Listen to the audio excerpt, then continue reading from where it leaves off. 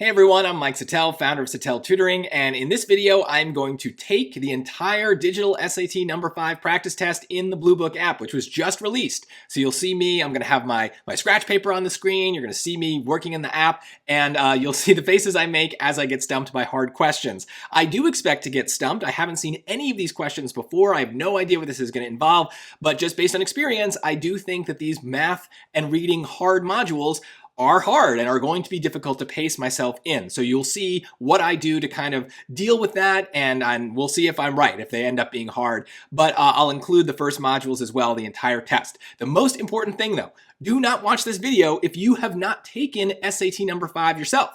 Okay, I don't want to spoil this test for you. There's only, at this point, 6 practice tests, so they're all valuable. So if you've taken the test and gotten your own scores, then by all means, come and watch me do it and see how your methods and strategies compare to mine. But I will also make videos for each individual question, like I've done for past practice tests, that go into a lot more detail about how to solve each of these questions so that you can really dive deep and learn from your mistakes. So as you're watching this, you'll see kind of how I think about it, but I am not going to explain what I'm doing all the time. I'll think out loud, but I'm not going to be able to go into as much detail as I normally do, mostly because I need to finish the section in the time limit as well. So you're just going to see how I kind of think very fast on my feet and deal with that. And hopefully that in and of itself is something to learn from. But if you have trouble pacing in the hard modules, then maybe just watch those and see how I go about it. I don't expect to have any trouble in the first modules. But remember, all of my stuff is always available on my YouTube channel. So as soon as those other explanation videos are ready, just go there and you will see that playlist for those. But in the meantime, at least this can hold you over and maybe give you some insight if you did something wrong on a question or got stumped. So without further ado, let's get into the test and start to figure out what's on digital SAT number 5. Okay, so here we go. Let's start first module, reading number 1 of test 5. Again, I've never seen these questions before, so I don't know what to expect. All right, here we go. It starts right away. So, okay. According to a team of neuroeconomists from the University of Zurich, ease of decision-making may be linked to communication between 2 brain regions, the prefrontal cortex and this thing. Individuals tend to be more decisive if the information flow between the regions is intensified, whereas they make choices more slowly when information is not intensified. So be, I guess, reduced. Yeah, okay, right, that's made lower. Okay. Ecologists, whatever, and colleagues found that the inhabitants of the Mexica Empire and natural landmarks to track time with a high degree, used natural landmarks to track time with a high degree of something. By observing the sun's position in relation to various points in the mountains, they were able to precisely, so high degree of precision is probably what it means, identify the dates. Yeah, precision, inconspicuousness, resilience, exactitude. Oh, what an ugly word, but that's got to be it. It means precise. So there you go. Okay. In this person's introduction, she identifies an increasing sense of blank feminist mode of writing in the 1970s in contrast to polished or less deliberate. So she's deliberate. Increasing sense of deliberateness, an increasing sense of a prudently feminist and overtly deliberate is overt. Yeah, that's got to be it. Deliberate. Okay. All right, making good time. Found that the sun's corona provides an advanced indication of solar flares, intense eruptions of the electromagnetic radiation that emanate from active region. Okay. Interfere with telecommunications. Preceding a flare, the corona temporarily exhibits increased brightness above the region where the flare is going to happen, I guess. So impending. Ooh. Sun's corona provides an advanced indication. Okay. And all of this is just definition of the flare. I don't need that. It's an advanced indication. So the corona temporarily exhibits increased brightness above the region where the flare is about to happen. It's impending. It's going to happen. Yeah, okay. Unless it's antecedent. Something is antecedent, it means it's before something else. So where the flare is, that's saying that the flare is before something else, but we want to, the corona comes first. So the flare is impending. It's about to happen. No, that's definitely it. This one's a little weird, so I'm going to bookmark it, but I don't think that I'm wrong here. Okay. The following text is adapted. Okay, so right now we're in the passages. There is a young college student writing letters detailing her weekly experiences, and we want the main purpose. The college is organizing the freshman basketball team, and there's just a chance that I shall make it. I'm little, of course, but terribly quick and wiry and tough. While the others are hopping about in the air, I can dodge under their feet and grab the ball. So it's just a description of this person's skills, I guess, to compare basketball with other sports. No. To provide details of how to play. No. To state how players will be chosen. No. to explain why the narrator thinks she might have the basket make it the because she's good. Yeah, okay, good. Main purpose. Researchers have long hypothesized that woolly mammoths were hunted to extinction in North America by humans using spears with grooved tips known as Clovis points. One anthropologist set out to test this hypothesis using a mechanical spear thrower. He launched spears with Clovis points into mounds of clay, substitutes for the animals' large bodies. The projectiles generally penetrated only a few inches into the clay, an amount insufficient to have harmed most woolly mammoths. This led the anthropologist to conclude that hunters using spears with Clovis points likely weren't the principal drivers for the extinction. So it's a hypothesis, and then it gets wrong. So argue for the significance of new findings amid an ongoing debate among researchers. Is it an ongoing debate? I don't know. That's a little strong. It just sounds that like they believed it. And is it a new finding? Maybe. I don't know. Let's look at B. To discuss the advantages and disadvantages of the method. No, it's not about the method. To summarize two competing hypotheses and a major finding associated with each one. To describe an experiment whose results cast doubt on an established hypothesis. It's definitely that. Yeah, right? We used to think this, and then there's an experiment that makes us doubt that. Yeah, it's definitely that. Don't bother reading the others again.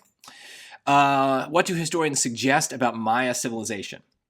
The ancient writing system used in the Maya kingdoms of southern Mexico and Central America had a symbol for the number 0.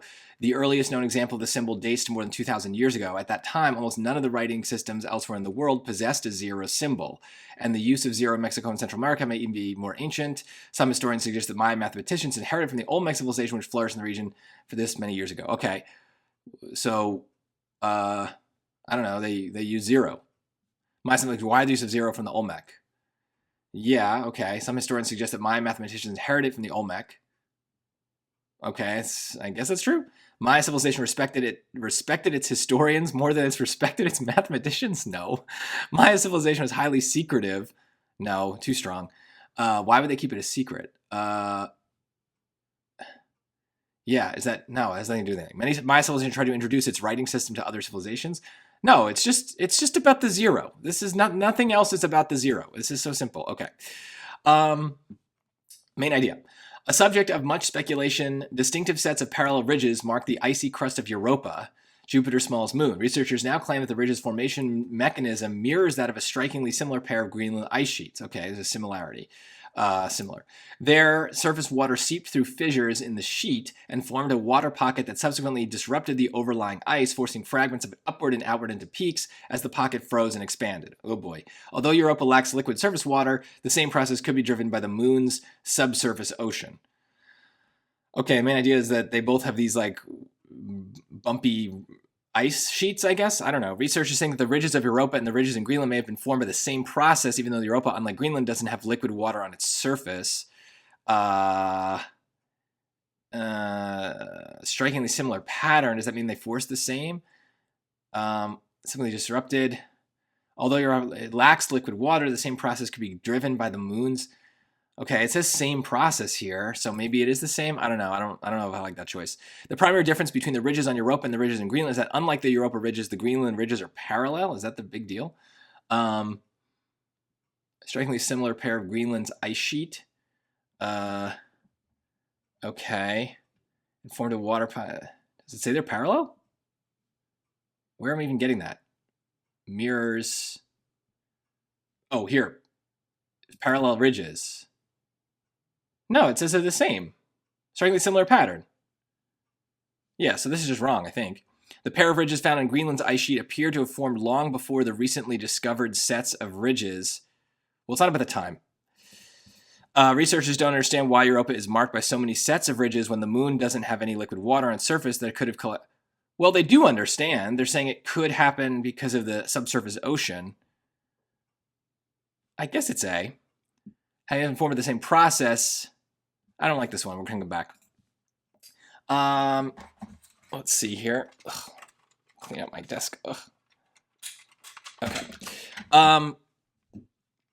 Main idea. To understand how Paleolithic artists navigated dark caves, archaeologists, this thing, and her team tested different lighting methods in a cave that in Spain using replicas of artifacts found in European caves with art. They used 3 different Paleolithic light sources, torches, animal fat lamps, and fireplaces, determining that each likely had a specific purpose. For instance, the team learned that the animal fat lamps were less useful than torches while walking because the lamps didn't illuminate the cave floor. Okay. There's just different types of light. That fireplaces were essential. No, too strong. And her team discovered that these caves had used animal fat more often. Nope, they don't compare them like that. Reluctant to draw many conclusions because of the difficulty they had. What? They had difficulty? I don't think this is a negative passage. I don't think so. Learn some details. Yeah, this is so vague. This is perfect. Good. Great data from the graph. Okay, let's just see if anything here is just wrong based on the graph. So total science research, number of submissions, cellular. Okay, there's different things. Okay. In 2016, the number of cellular and molecular biology topic submissions was the same as the number of animal science topics. So animal science is this, and molecular biology is the triangle. So no, those are not the same. Wrong. In 2019, there were more physics and space science topic submissions. So 2019, that's the square, that's right here. Then there were medicine and health topic submissions. No, it's the opposite. Or more physics? No, it's the opposite. The lowest number of animal science topic submissions in a year was approximately 95. Okay, so in 2016, animal science is 95? No, looks like it's 50. So that seems wrong. Highest number of medicine and health topic submissions during the period is approximately 285 and 219. So medicine and health is the circle. 2019, that's, yeah, 285. Looks good. Cool. I don't know. Well, actually, let's check that. Let's just make sure that that makes sense here. It shows the number of submissions based on the data in the graph the student claims. Yeah, this is just literally just read the graph. Okay. Most effectively illustrates the claim. The claim, she prefers her hometown. She prefers her hometown to other places she had visited. Okay. There's always something fresh, something to be traced or discovered, something presumably remembered. Nope, doesn't say anything about the towns. Two large rivers join just below the village at the head of the tidewater, and these, with the great inflow from the sea, make a magnificent stream bordered by lovely green fields that slope gently to long. Okay, so that could be describing the hometown, but it's not comparing it to other places she visited. This is not a comparison. We need a comparison. I've had a good deal of journeying in my life and taken great delight in it, but I've never taken greater delight than my rides and drives and tramps and voyages within the borders of my own nation. That's definitely it. There is never any pleasure in making oneself familiar with such a region. See, none of these other ones even talk about the right, they never specify what we're even talking about. Okay. 12. Which response from a survey given to shoppers who made a purchase at a retail store, Jesus, best supports the researcher's explanation? Oh my God, that's hard to understand. Okay, so basically what supports the explanation? That's all that matters here. Okay. External shopping cues are a type of marketing that uses obvious messaging, a display featuring a new product, for example, or a buy one, get one free offer to entice consumers to make spontaneous purchases. In a study, these people found that this effect can also be achieved with a less obvious cue, rearranging a layout. Okay, the researchers explain, here we go, that trying to find items in new locations causes shoppers to move through more of the store, exposing them to more products and increasing the likelihood that they'll buy an item they hadn't planned on purchasing. Okay, so yeah, if things are in a different place, that's important, I guess. So I needed to buy some cleaning supplies, but they weren't in their regular place. While I was looking for them, I saw this interesting notebook and decided to buy it too. Okay, yeah, because you're looking at a different place. That sounds right. I didn't buy everything on my shopping list. I couldn't find a couple of items in the store, even though, no, so this is about someone not buying things. The store sent me a coupon for a new brand of soup, so I came here to find what kind of soup the brand offered. I decided to buy a few cans. Nope, because you're going to the soup spot and you're only buying soup, so it's not about buying other things. This store is larger than one that's closer to where I live, and it carries more products. I came here to buy some things that other. No, it's about cool. Okay, 13. How many more grammar questions, or until we get to the grammar? Okay, perfect. Just 2 more passages. We're making great time. Okay. All right, good. Okay, logically completes the text. Even with the widespread adoption of personal computers, many authors still choose to write and revise their novels by hand and only then transcribe the final version on a computer. It may be tempting to speculate about how a novel written this way would be affected if it had been exclusively typed instead, but each novel is a unique entity resulting from a specific set of circumstances. Okay. And only then transcribe the final. It may be tempting to speculate how a novel written this way would be affected if it had been exclusively typed instead. Is the conclusion that there's nothing to conclude? So therefore, in order to increase the efficiency, authors who currently write their novels largely by hand should instead... No, it's not saying that. It's not saying one thing is better than the other. Authors who do most of their drafting and revising by hand likely have more success than those who work entirely. No, again, it's not comparing the two and saying one is better. Novels written by hand take less time to produce on average than novels written on a computer do. I don't think that's true either. There is no way to reasonably evaluate how a work would be different. Yeah, that's literally what they're saying. It may be tempting to speculate, but each novel is unique. Therefore, there's no way to make any conclusion at all. Yeah, I know why people are going to be bothered by that, but that's got to be the answer. Okay, which choice most logically completes the text? Same thing. Behavioral ecologists, these people examine the behavior of field collected in laboratory reared bold jumping spiders. They found a positive, okay, we're gonna need the scratch paper here. Okay, they found a positive association between experimental high protein diets and aggressive behavior in field collected males. Oh my God, okay. So they found okay, let me just read the whole thing before I start writing this down. And a similar association between experimental high lipid diets and aggressive behavior in lab reared males. Additionally, field collected spiders showed a preference for flowers manipulated to display ultraviolet fluorescence, whereas lab reared spiders showed a preference for flowers dyed with red food coloring that was not fluorescent. What? Okay. They found a positive association with experimental high protein diets. Okay. So increase in protein leads to increase in aggressive behavior in field collected mice. This is in the males. This is the field, so they're wild, I guess.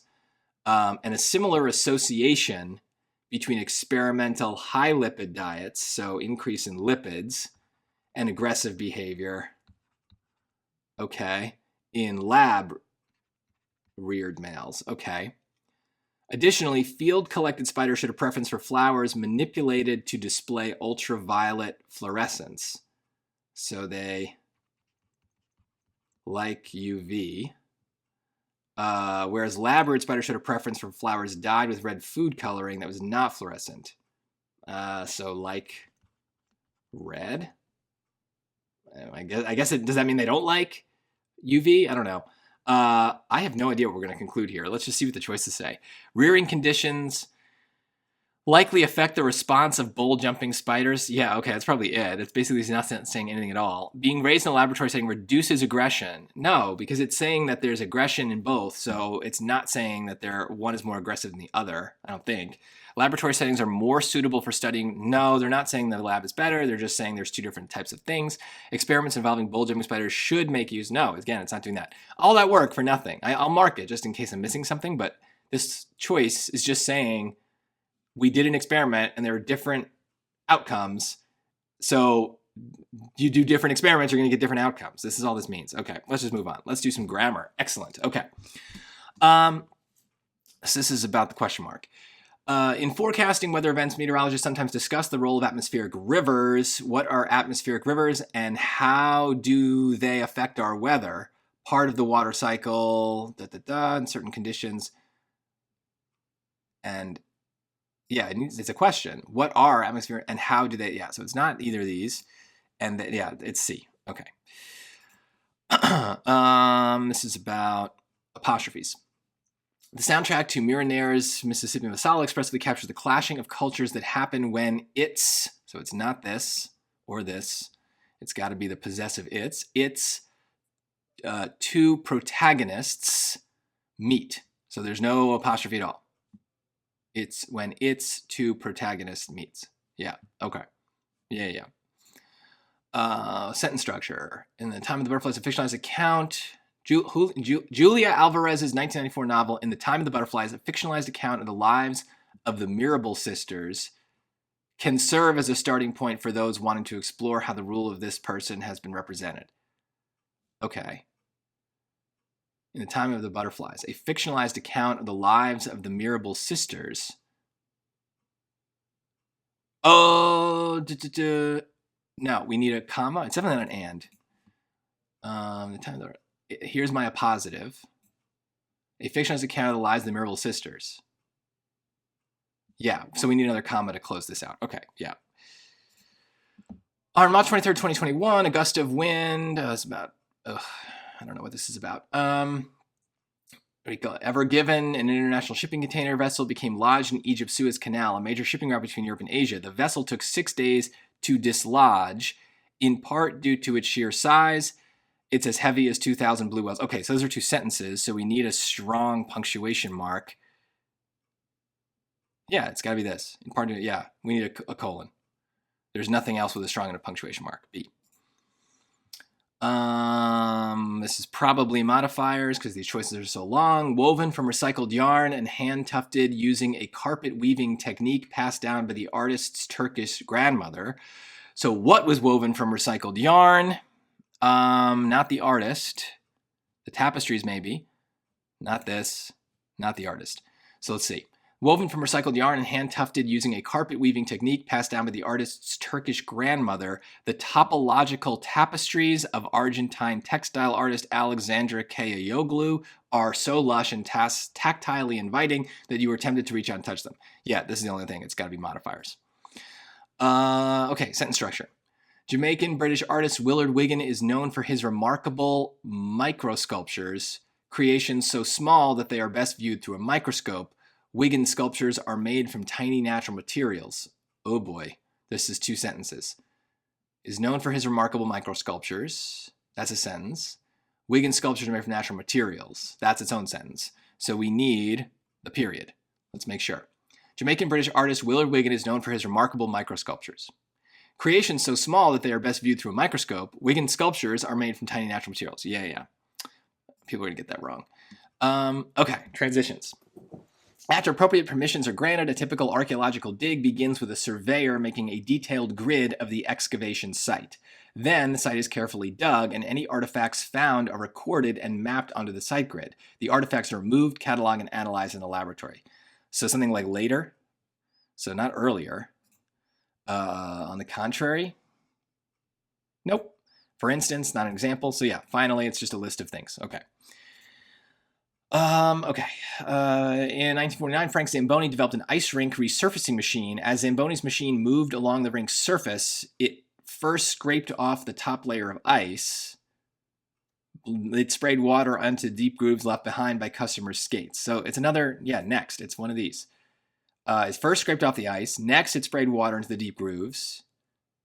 Lastly, it's moved on the end. No, it's just a set of steps. In the 1880s, inventor Louis Latimer improved upon Thomas Edison's design for the electric light bulb. Latimer made the light bulb more durable by placing cardboard around its carbon filament. With this innovation, Latimer became the first black inventor to contribute to the electrification of the world. Okay, it's not a soon. So, like specifically, yeah, like for example, he improved, and then specifically, this is what he did. He put the cardboard in. So these two mean the same thing, and it's not a time issue. So there you go. Okay. Jeffrey Gibson's sculptural object, Know Your Magic Baby, an Everlast brand exercise bag embroidered with multicolored beads and a fringe associated with the dances of the Ojibwa people, stitches together, literally and figuratively, recognizable symbols from both native and non-native cultures. Gibson's piece also blurs the distinction between contemporary art and traditional crafts. Okay.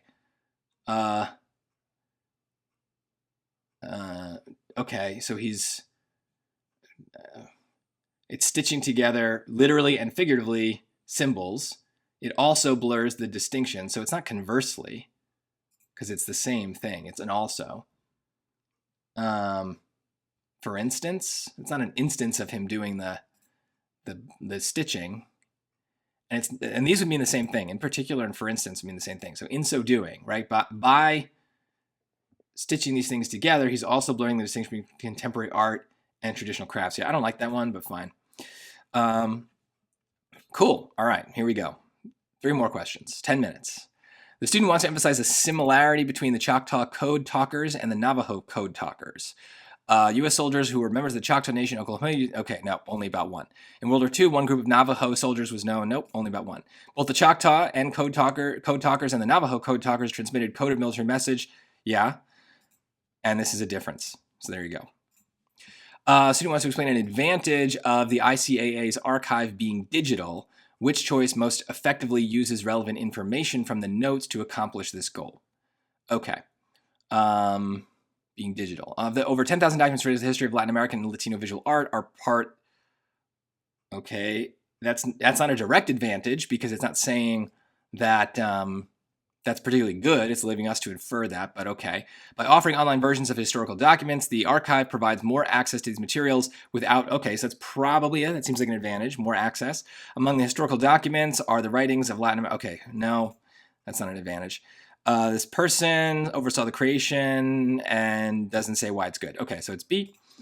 A quotation to support a claim about Tharp's contribution to rock and roll. Okay, well, these don't even have quotations. Had a major impact. She was known for her passion. Yeah, it's not a quotation. It's not a quotation. So, okay. I guess this is not even a quotation either. Sister Rosetta Tharpe had such a major impact on rock and roll. Oh, here he goes. That Celeste Henderson calls her the unquestioned founding mother of the genre. Okay, maybe. A gospel musician, Rosetta Tharpe, had the ability to sing until you cried and also until you danced for joy. Okay. To support a claim about her contribution. Well, this is not a contribution to rock and roll, right? So this is just saying that she was good. So I think it's that one. All right, well, 8 minutes left. That's, if you're doing it right, I think that's kind of where you want to be. So let's go back. I'll look at these four. This is, the flares.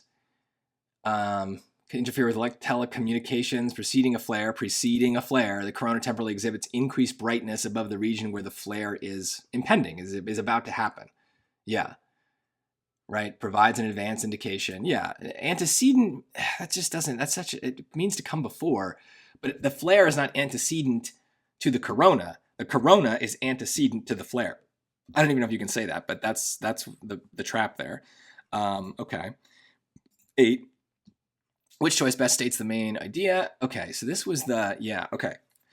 A subject of much speculation, distinctive sets of parallel ridges mark the icy crust of Europa, Jupiter's smallest moon. Researchers now claim that the ridge's formation mechanism mirrors that of a strikingly similar pair, so they're same. There, surface water seeped through the fissures in the sheet and formed a water pocket that subsequently disrupted the overlying ice, forcing fragments of it upward and outward into peaks as the pocket froze and expanded. Okay. So there's a water pocket that's changing it. Okay. Although Europe lacks liquid surface water, the same process could be driven. So it's still saying water could do it. So researchers think the ridges of Europe and the ridges in Greenland have been formed by the same process, even though Europa doesn't have liquid surface. Okay, because it's, So just to see, the primary difference between the ridges is that the ridges are parallel. Yeah, it's not. They don't say the other ones aren't parallel. The pair of ridges have formed long before. It's not about the time. Researchers don't understand why Europa is marked by so many sets of ridges when the moon doesn't have any liquid water on its surface. No, they do. They say that it could be the subsurface ocean. So that's fine. So yeah, that's right. 14. Yeah, I remember that. Okay. It's funny how quickly you forget the question. Okay, so they're looking at the spiders. Examine the behavior of the field collected and laboratory reared. Okay, 2 types of spiders. They found a positive association between experimental high-protein diets and aggressive behavior in field-collected males, and a similar association between experimental high-lipid diets and aggressive behavior in lab-reared males. So different things contribute to aggression in the two. Okay. Additionally, field-collected spiders showed a preference for flowers manipulated to display ultraviolet fluorescence, whereas lab-reared spiders showed a preference for flowers dried with red food coloring that was not fluorescent. So, okay, fine. What did they conclude? That rearing conditions likely affect the responses of bold-jumping spiders to experimental stimuli. Yeah, laboratory reared versus field collected. So those are differences. So the whole point of this thing is that they're from different places. They are under different rearing conditions, and it has different effects on stimuli, meaning how they are stimulated, I guess, by the flowers. Being raised in a laboratory setting. Ooh, I didn't know it did that. Cool, thank you. Being raised in a laboratory setting reduces aggression among male bold jumping spiders. Being raised in a laboratory setting reduces aggression among male bold jumping. No, it's not about, they're not comparing the aggression. Laboratory settings are more suitable for studying bold jumping spiders' diets than no, it's not saying one setting is better. Experiments involving bold jumping spiders should make use of lab-reared individuals. No, it's not saying one is better. Definitely right there. 24. Oh, this stupid one. Okay. So they use the bag literally and figuratively, recognizable symbols from both native and non-native cultures. In so doing, Gibson's piece also blurs the distinction. Yeah, it's not conversely, because they're talking about blending, and the word also means it's a similarity. Okay. It's not a for instance, because it's not an example of them stitching anything together, either literally or figuratively. And in particular, again, would be the same thing as for instance. So those two mean the same thing. So no. Cool. At this point, maybe I would just relax if this were the real test. Can I end the section? What if I hit next? Let's see. Ah, there you go. All right, well, we'll see how we did, and then we'll keep going. All right, we're right back into it because they do not let you pause just to, just to check your tech is working. So we're going to go right into it. Here we go. Okay, this is the second module, hopefully the hard one, probably is. Mary Engel Pennington, a chemist who helped advance home refrigeration, undoubtedly made a substantial impact on society, but her place in our historical memory is perhaps more, okay, unsubstantial. Who invented the incredibly strong material known as Kevlar. Okay, yeah, so unsubstantial would be something like tentative. Am I reading this right? Undoubtedly made a substantial impact, but her place in our historical memory is perhaps more. So this person's being remembered. The other person isn't? Is more permanent. Well, why would it not be permanent is more warranted. No, it's not saying one is better than the other, is more prominent. But her place in our historical memory is perhaps more prominent. It seems to be I don't like this question, but it seems to be suggesting that they're comparing them. She undoubtedly made a substantial impact, but her place is more tentative, who invented the incredibly strong material. Because this person will be remembered, but the other person won't, I guess. This is a hard question. Okay. Not a great start. To demonstrate that an integrity of underground metal pipes can be assessed without unearthing the pipes, engineer Aroba Salim and colleagues blank the tendency of some metals' internal magnetic fields to alter under stress. The team showed that such alterations can be measured from a distance and can reveal contractions of stress in the pipes. Hypothesized the tendency? No. Discounted, redefined, exploited. To demonstrate they can be another print the pipes. They exploited the tendency to that can be measured from a distance. Yeah. Okay, go. Despite the generalizations about human behavior they have produced, many studies of behavioral psychology have used highly unrepresentative subject pools. Students at the colleges and universities where the researchers are employed. Okay. Many students have used highly unrepresentative to ameliorate, to fix the situation, it is necessary to actively recruit subjects from diverse backgrounds. Yeah. So to ameliorate means to fix. So that's the only one that makes sense. Which choice? Okay. Though not closely related, the hedgehog tenrecs of Madagascar share basic similarities with true hedgehogs, including protective spines, pointed snouts, and small body size, traits the two groups of mammals independently developed in response to equivalent roles. Why is this here? This doesn't seem hard at all. They're not closely related, share basic, they're not examples, concerns, indications. Is that maybe it? There's not but it is not a true hedgehog, so it's definitely D. Okay.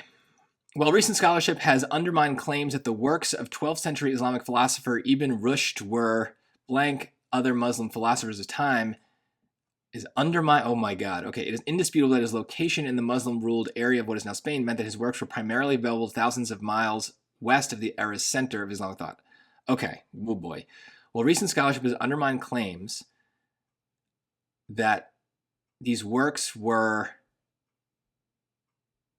inconsequential.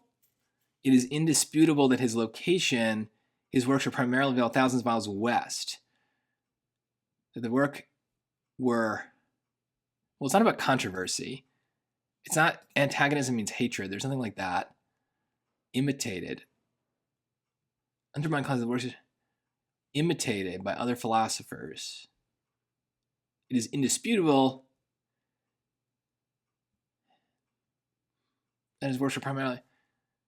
I think it's this, because they're saying that they're inconsequential, because they thought they were inconsequential, but they are, but even still, they're not super consequential because they're so far away. I don't know. It's a tough one. Okay, here's what I'm going to do. I'm going to go right to grammar. I'm already worried about time. Let's see if we can find it. Completes the text. Oop, there it is. 16. Yeah. Okay. It's about tense. The Boston Saloon was one of the most popular African-American owned establishments in 19th century Nevada. Created by businessman William A.G. Brown, the saloon was known to offer elegant accommodations and inclusive environment. Yeah, it's just an introduction and a positive, I guess, kind of.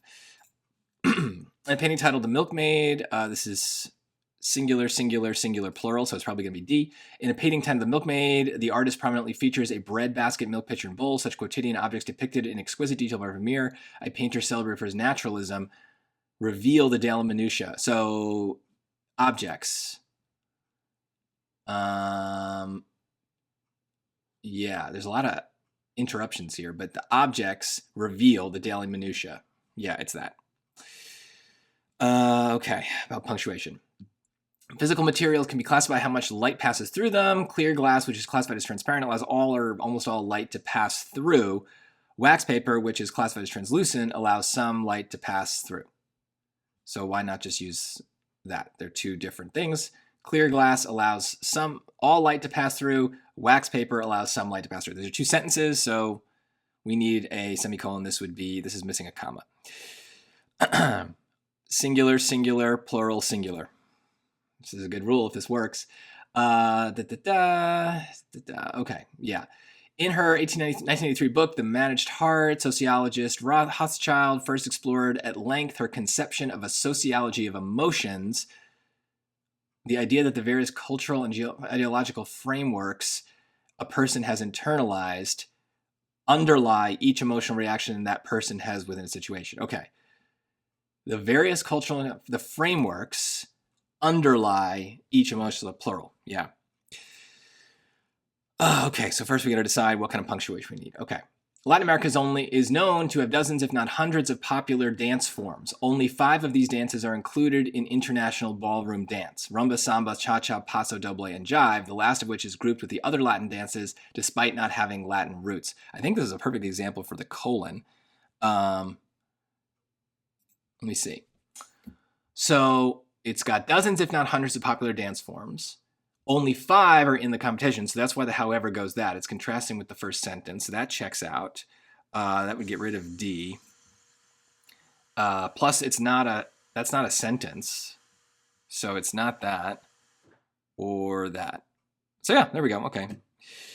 All right, sentence structure. When it comes to their diets, goats are notoriously indiscriminate. They will devour all kinds of shrubs and weeds, leaving virtually no part of any plant unconsumed. That's definitely good colon usage there. So we need 2 sentences, so we can't do these 2, and this would need a comma. When it comes to their diets, goats are notoriously indiscriminate, and they will devour all. Yeah, we need a comma there. Okay. All right, good. Transitions.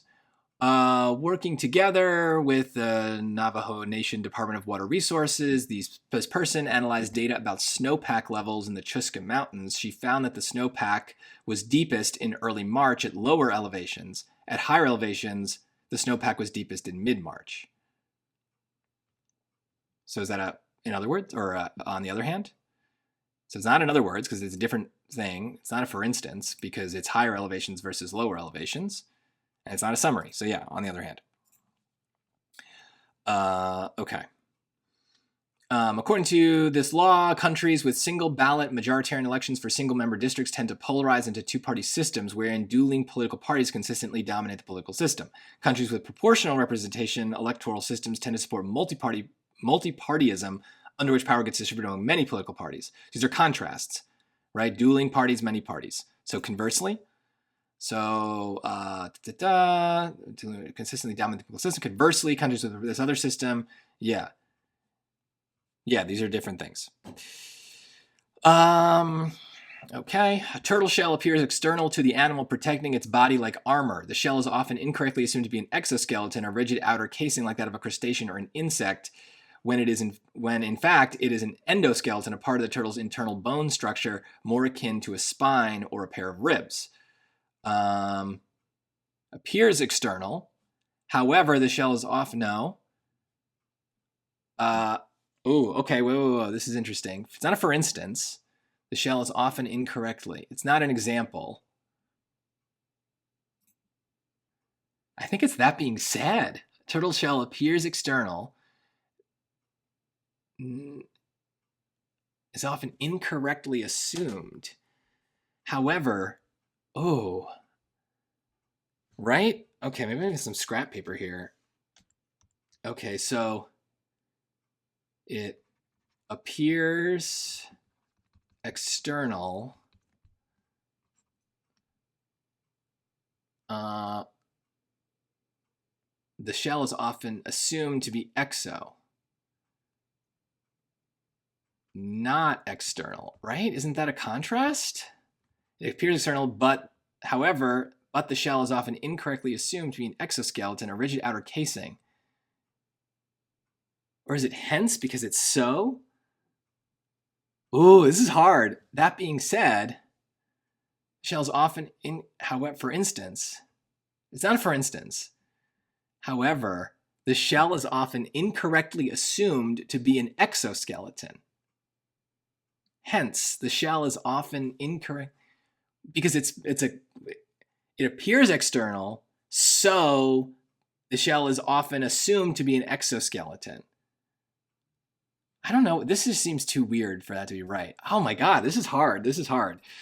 Hence, the shell is often when in fact is an endoskeleton. This is hard. I think it's going to be that because I think they want me to think it's B because it seems like a contrast, but I think it's going to be C. Ooh, I'm using my SAT logic there. Okay. In retrospect, one of the lessons of the 2003 Human Genome Project is that a gene is affected by many factors, not the least of which is its interactions with the protein products of other genes. Rather than just focusing on the human genome, efforts to better understand gene mutations related to disease have begun to consider the human proteome, the complete set of proteins expressed by human genes. Okay, it's just one of many factors. In other words, that's not in other words. Accordingly. So, okay, a gene is affected by many factors, not least of which is its interaction with the proteins. So, rather than just focusing on the genome, we're going to look at the proteins too. Accordingly is so. Yeah, I feel better about that one.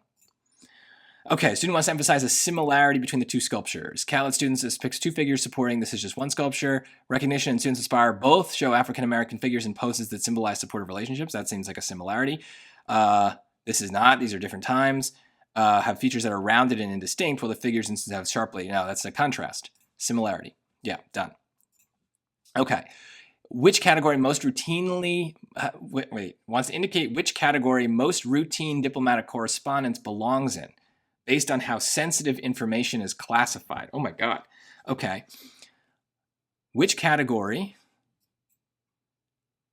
and the sensitivity? Let's just see. Okay. According to the U.S. government, which classifies such sensitive information as routine diplomatic correspondence, confidential information could damage national security if disclosed.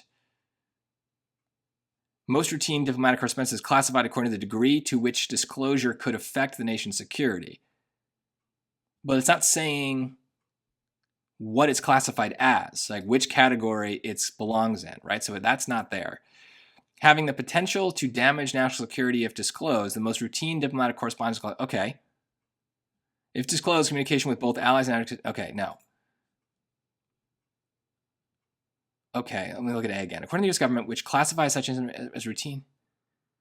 But this is not saying that it is confidential. This is the only one that's saying which category most routine diplomatic correspondence belongs in. It belongs in the it belongs as confidential. So that's it. Okay, gotta go back. 1, 2, 3, 4, 5, 6, 7, 8, 9, 10 questions in almost 20 minutes. Okay, that's good. We're good pacing here. These are gonna be harder. Okay. Function of the underlined portion.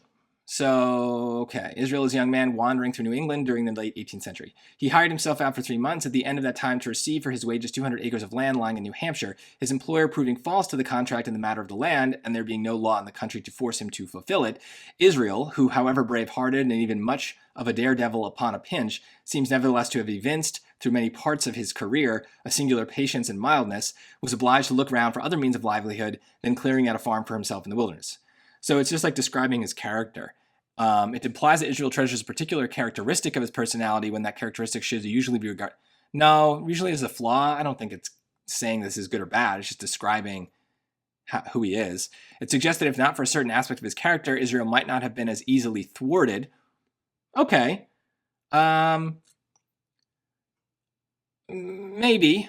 Let's go see. It shows why Israel would not have been able to undertake the enormous amount of labor necessary to run a farm. No, it's not about running the farm. Yeah, it's because the guy tricked him. It explains why, when the situation requires it, Israel is able to undertake courageous acts that others would generally avoid. No. However brave-hearted and even much of a daredevil upon a pinch, seems nevertheless to have evinced throughout many parts of his career a singular patience and mildness.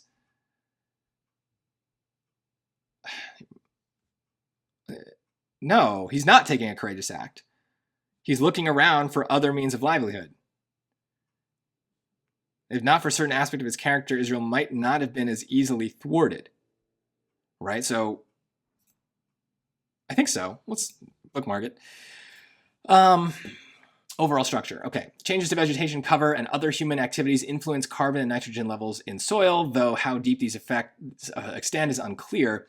Hypothesizing that differences in land use lead to differences in carbon and nitrogen levels that are not restricted to topsoil labor.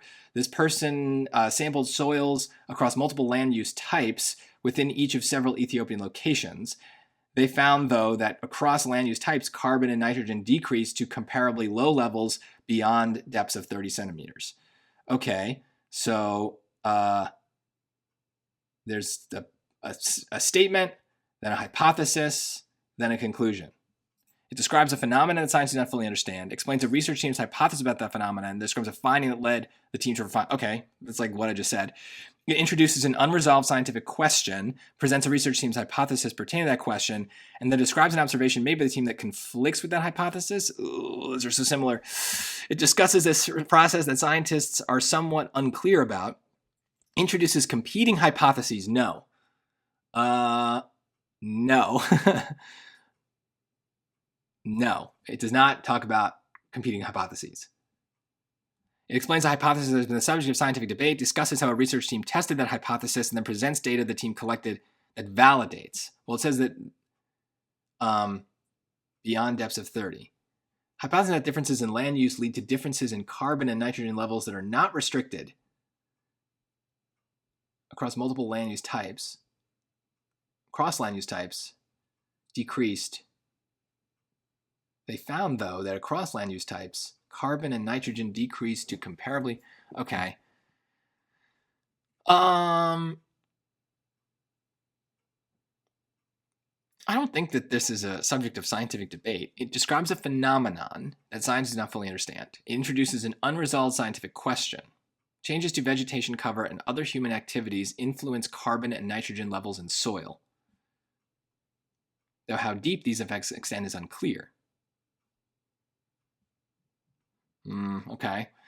Explains a research team's hypothesis about that phenomenon. Presents research hypothesis pertaining to. So that's the same. And then describes a find that led the team to refine the hypothesis, and then describes an observation by the team that conflicts with that hypothesis. Does it conflict? I'm confused. Hypothesizing that differences in land use lead to differences in carbon and nitrogen levels that are not restricted. Okay. They found, though, that across land use, meaning it doesn't matter what type they're doing. So their hypothesis is that the differences in land use will matter. They found, though, that across them, it did the same thing. So they didn't refine the hypothesis. It conflicts with the hypothesis. Yes. Yeah. Okay. Ooh. And it doesn't validate. Okay, yeah. Perfect. Okay, how would author of text 2 respond to the claim in the underlying sentence of text 1? Okay, so what is text 2? I'm going to do that one first. Baroque painting, here, let's do this. This is number 8. Baroque painting utilized a very similar color palette as Renaissance painting did to depict largely the same subjects that Renaissance painting depicted. Okay. B equals R. Automated artistic style classifiers often struggle to draw distinction between these two styles, but Ravneet Singh Arora and this other person were able to achieve a high degree of accuracy in comparisons by running one classification model top of another, an approach that demonstrates how much innovation is possible in this realm. So it's about the classifier, and it's good. Okay. So what is the efforts to automate classification of paintings into different statistic styles have had little success. So this is 2, this is 1. So this is saying the classifier is bad. And we've probably reached the technological limit. Furthermore, it's not obvious that this is even useful endeavor, as several critics have argued. Okay. So this is just saying that they did find a way. High degree of accuracy. There are still advances being made. Okay.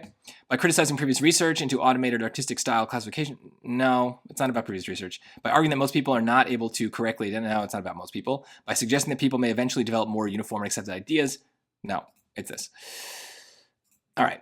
12 minutes. 1, 2, 3, 4, 5, 6, 7 questions. It's getting tight. What can most be reasonably inferred from the text that the finding about the was important for which reason? Okay, so the finding is important. Why? Why is the finding important? To understand how temperature change affects microorganisms, these people collected plant soil cores with a mean air temperature, okay, and the transplanted cores. Crucially, microorganism community composition was unchanged, allowing these people to attribute the acceleration to temperature-induced increases in microorganism activity. So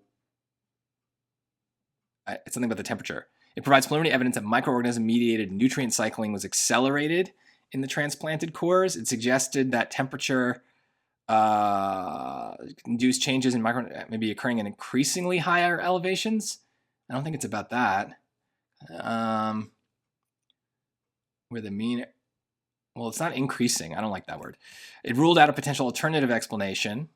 Maybe. It clarified that microorganism activity levels in the plant soil cores vary depending on which no, because it's saying it's not about the community changing. Mediated, what does this even mean? Accelerated? It was accelerated in the transplanted cores.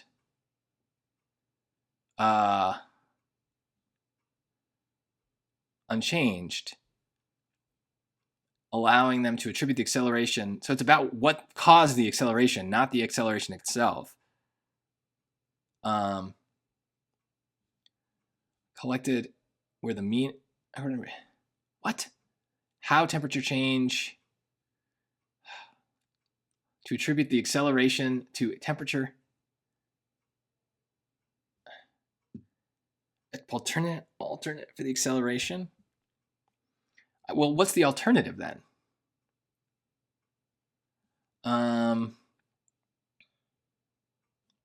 Preliminary evidence of microorganism was accelerated increasingly. I don't think it's that. It's not that. Well, what's the alternative though? This feels like a trap, but I'm going to pick it. I think it's wrong. I think it's C. I just can't think of the alternative. Oh, yeah, no, it is. The alternative is that the community composition was changing, but they found that it's not changing. Yeah. Okay. Ugh. All right. These ones, usually I need the whole passage here. Complete the statement. To test whether a medication is effective, scientists compare outcomes for patients taking it and patients taking placebo. Patients normally aren't told they're receiving a placebo, but if there might be medical benefits of telling them. The team used various measures to evaluate participants with higher ratings indicating greater well-being in each measure. Compared to the mean ratings after 21 days for participants in the control group, the mean ratings for participants who were aware of taking a placebo,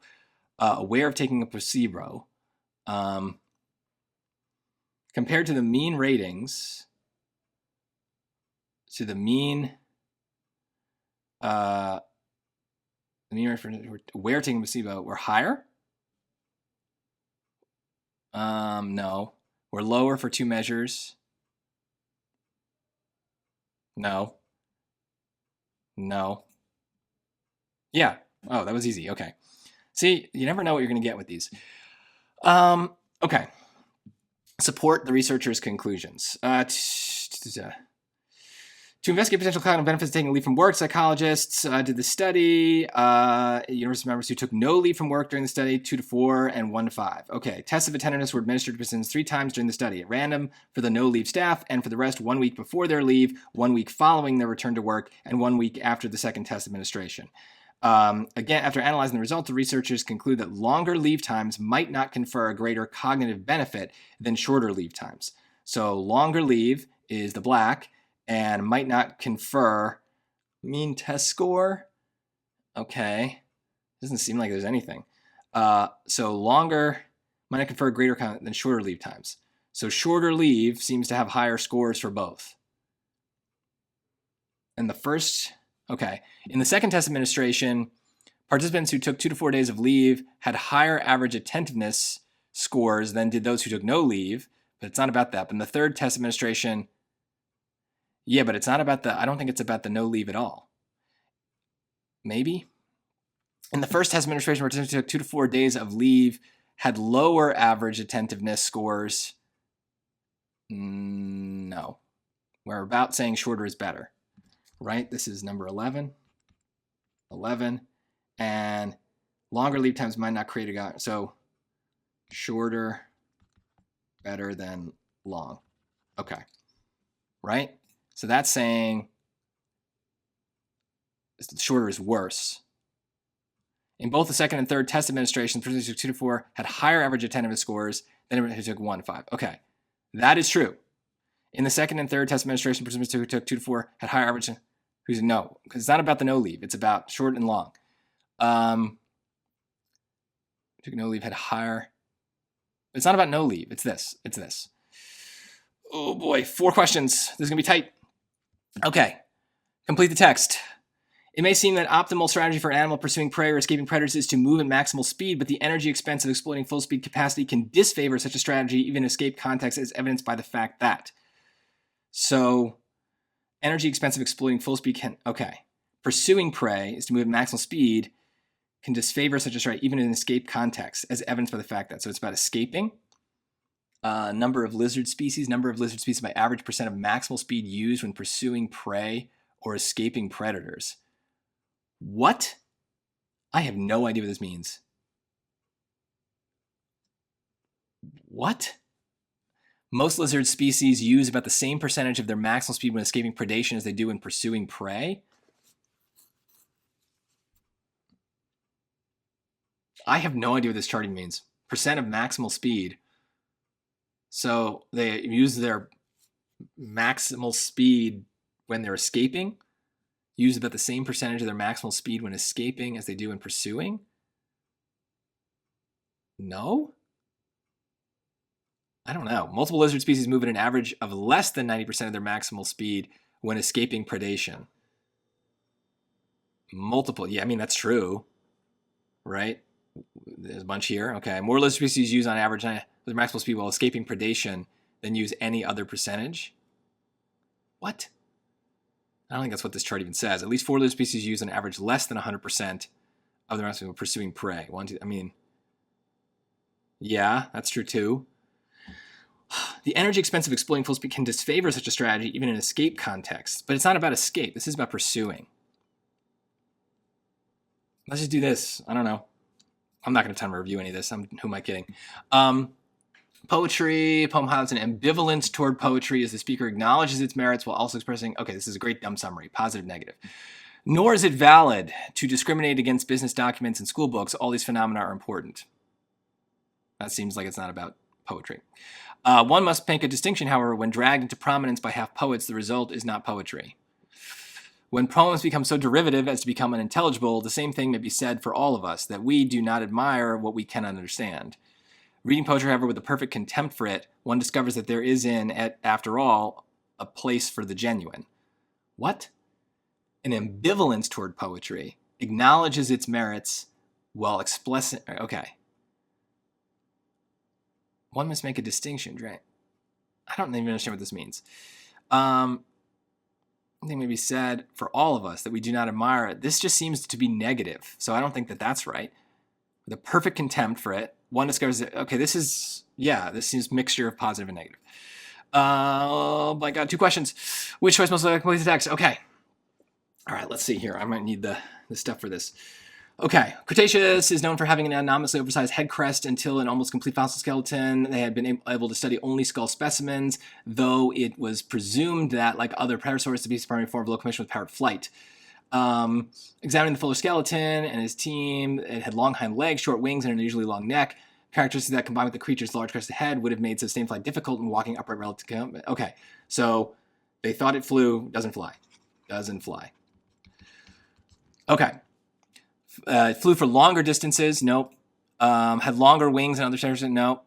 Had a smaller head than researchers expected. Flew for shorter distance, more time walking. Yeah, that's it. Logically completes the text, 15. Some ethicists hold that the moral goodness of an individual's actions depends solely on whether the actions themselves are good, irrespective of the context in which they are carried out. Shown that surviving works of these express a very different view. So, what are they saying? A moral goodness of an individual's actions depends solely on whether the actions themselves are good. So, good acts good. Aztecs express a very different view. First off, is that these works posit an ethical system in which an individual's actions are judged in light of how they accord with the individual's role in society and how will they contribute to the community. So, what would we say? Community good? Okay.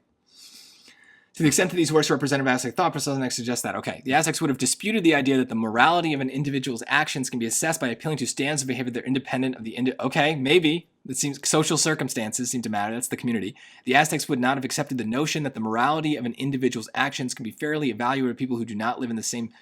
I don't know about that. Actions by members of Aztec society who contributed a great deal to their community could be judged as morally good, even though those actions were inconsistent with behaviors the Aztecs regarded as good in all contexts. Oh boy, I don't understand that. Similar actions performed by people in different social roles in Aztec society would have been regarded as morally equivalent unless those actions led to... No, because this is saying different social roles are the same, but they're saying... the role in society matters. That's wrong. Aztecs would have disputed the idea that the morality of an individual's actions can be assessed by appealing to standards of behavior that are independent. Yeah, I think that's it. It's just saying the community matters. Let me just read this again. The Aztecs would not... Am I done? Yeah, but barely. Aztecs would not have accepted the notion that the morality of an individual's actions can be fairly evaluated by people. It's not about the people who are evaluating it. Actions by members of Aztec society who contributed a great deal to their community could be judged as morally good, even if those actions were inconsistent with behaviors the Aztec regarded as good in all... It's morally good. There's no good in all contexts. That's what they're saying, is it's not about that. So I'm going to go with A. We'll just let the timer run out. But, oh boy, you can see, pacing. I don't know if I'm going to get all those right. I doubt it. But we'll know after I do the math. Oh, man. Not a lot of scratch paper, but a couple times I needed it too. All right. Let's just make sure this works. Good. We're going to take the break, and then I'm going to do the math. All right. I reset for this section. Got my calculator handy. I got some scratch paper if I need it. Let's just get right into the math. I have no idea how I've done the reading, but maybe 3 wrong is my guess. Let's see. Well, let's do this first. Okay, resume testing, math. Here we go. All right. Veterinarian recommends that each day a certain rabbit should eat 25 calories per pound of the rabbit's weight plus an additional 11 calories. Which equation represents the situation? Okay, so this is a line. So 25 per pound. And x is the number of pounds, so that needs to be the slope. It's not this, and then we need the 11, so it's that. Additional 11, okay, cool.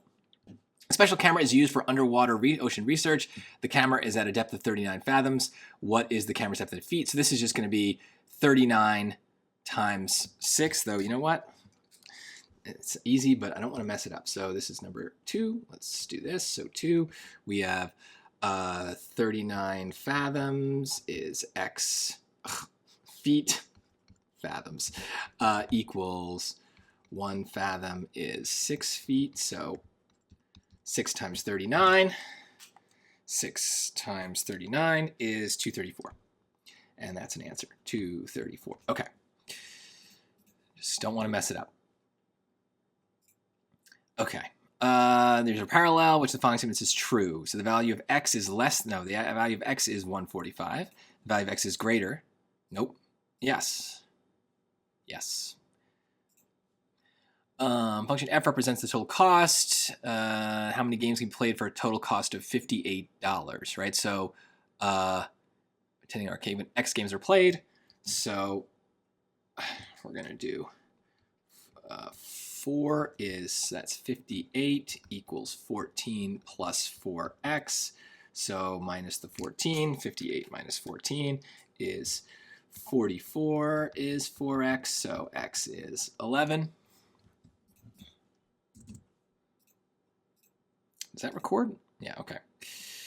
What is the value of x minus 7? So if I divide it by 4, right, so that would be x minus 7, and then negative 24 divided by 4 is negative 6. Yep. The amount of Hannah's bill for a food order was $50. Hannah gave a tip of 20% of the amount of the bill. What is the amount of dollars of the tip? So 20% of 50, so 50 times 0.2 is 10. Let me just make sure I'm reading that right. Okay. The bill is 50, tip of 20%. What is the amount of the tip? So 20% of 50 is 10. They just want the tip. They don't want the amount with the tip. That's what I'm worried about. Okay, we got some eggs. A sixth nest with 121 eggs is added. Which of the following correctly compares the means of the two data sets? Okay. So since 121 is less than all of these, it's going to lower the mean. The mean of the original data set is greater than the mean of the new one. Okay, that seems right. The mean of the original set is less.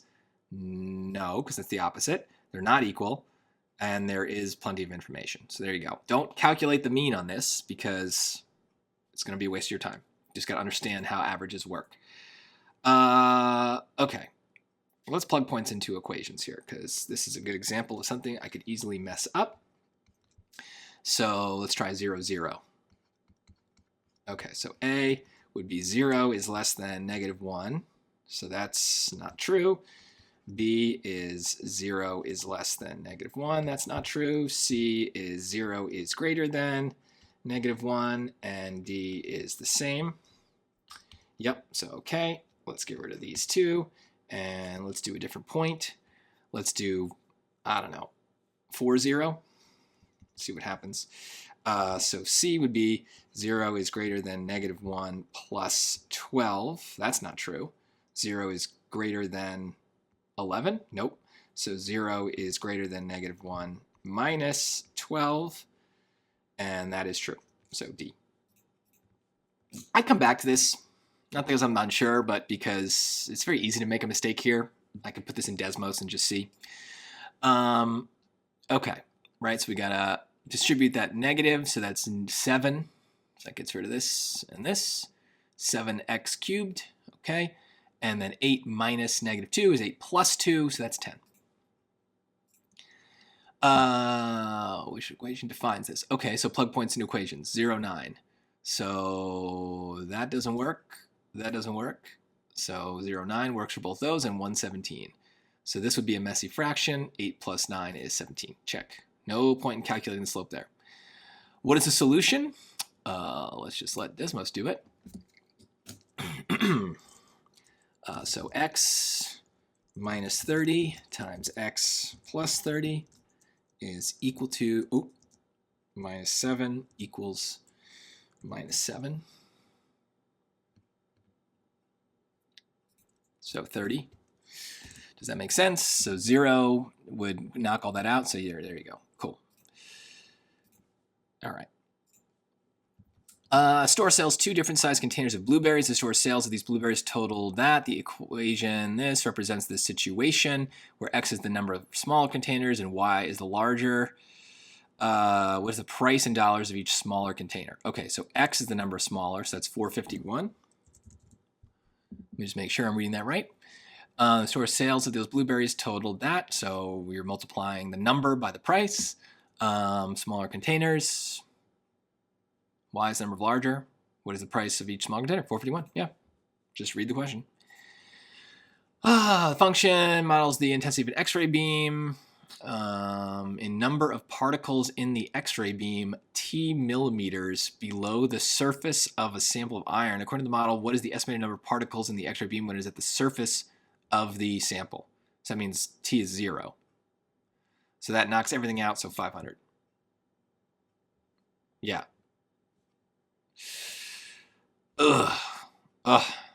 This is the first question I think I've seen where the choices are graphs, which really bothers me because that's going to be very annoying for how I program things on my website. Darn it. Okay. All right. Anyway, The graph of the irrational function f is shown where I equals f of x, okay, which the following is the graph of f of x plus 5. So that just moves it up 5. So let's pick a point here. Let's pick, 0, 9 seems good. So that's going to become, where's my pen? 14. I want to make sure I don't mess this up. So this is, you got the point 0, 9, and it's going up 5. So it's going to become 0, 14, right? So that doesn't work. That doesn't work. That doesn't work. Oh, wait. Haha. See, this is why I did this. I need it to be 9, 0. 9, 0 plus 5 becomes 9, 5. So that still doesn't work. That still doesn't work. That doesn't work. And 9, 5. Oh, they have it as 9, 6. Because it's 9, 1. Oh my God. So 9, 6. Wow, okay. Oof. Let's take a breath. We got plenty of time. So 9, 1, it's going to go up 5. So that's 9, 6. It's not that. It's not that. It's not that. 9, 6. Yes. Oh my gosh. Okay. All right, which correctly expresses those? Okay, let's do some algebra here. 15. So we need C. So P equals N times 19 minus C. So let's divide the N out. So P over N equals 19 minus C. I know what they want me to do here. So let's move the C over. So C plus P over N equals 19.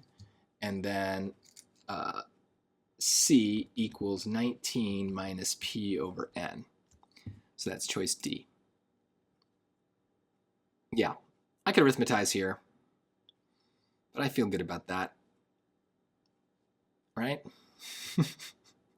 Yeah, I feel good about that for now. We'll come back. Could always double check that one.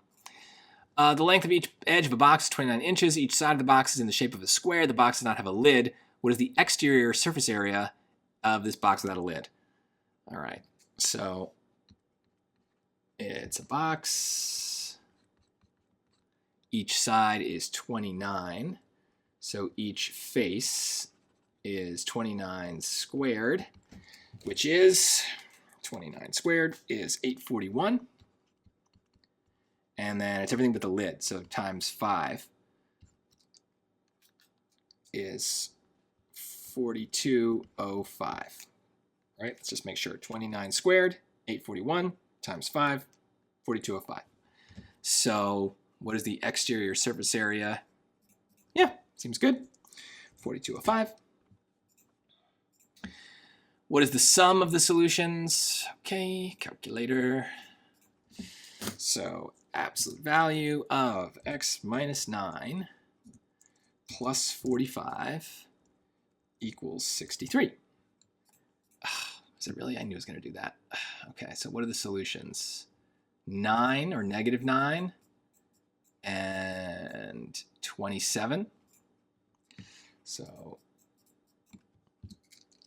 right, negative 9 plus 27 is 18.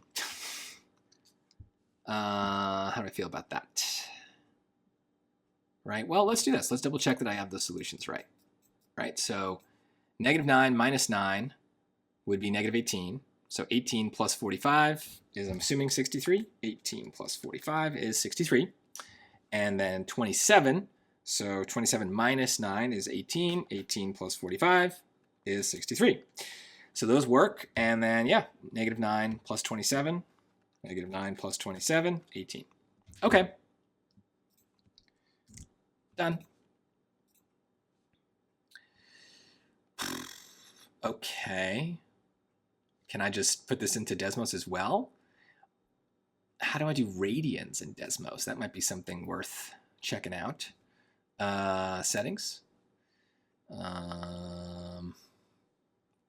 It's in radians. So can I just do it? So tan of 92 pi divided by 3 is negative. Oh, God, there's no good way to have this. Negative 1.73, so it's not that or that. So what's square root of 3? 1.73. How do I make this go away? Can I just click? Okay, there we go. Yeah. Just out of curiosity, if we did square root of 3 divided by 3, yeah, different number. Okay. Seems too good to be true, but just use the calculator, I guess. Okay. What is the equivalent? Okay. 42a over k plus 42ak. All right.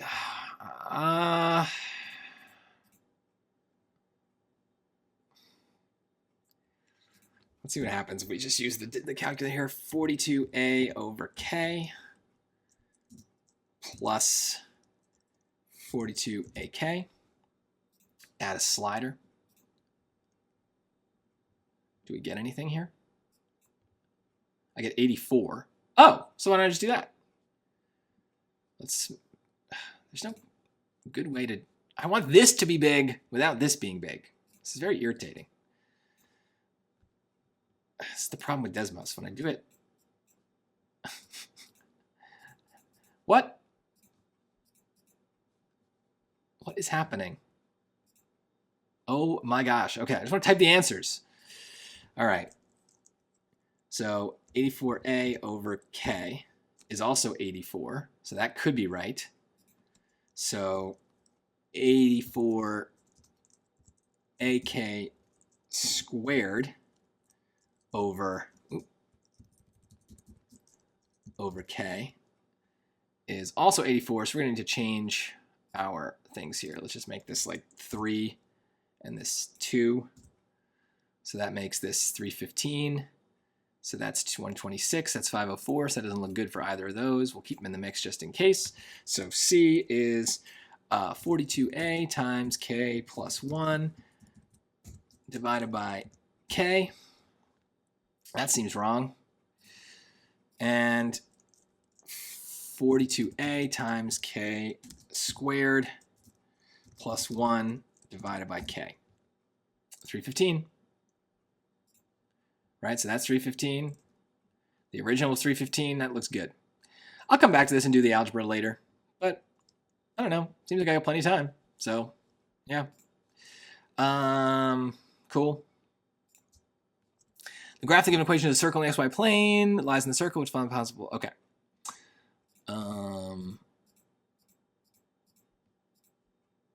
What is the deal with this thing?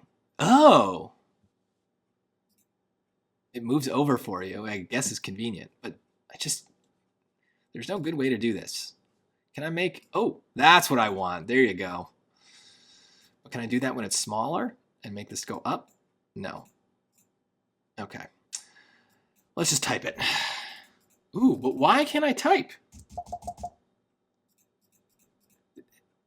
I'll be curious if anyone else has the same glitching that I'm dealing with here, because this seems crazy that this is glitching out on me. X plus 4 squared plus y minus 19 squared equals 121. So we get this.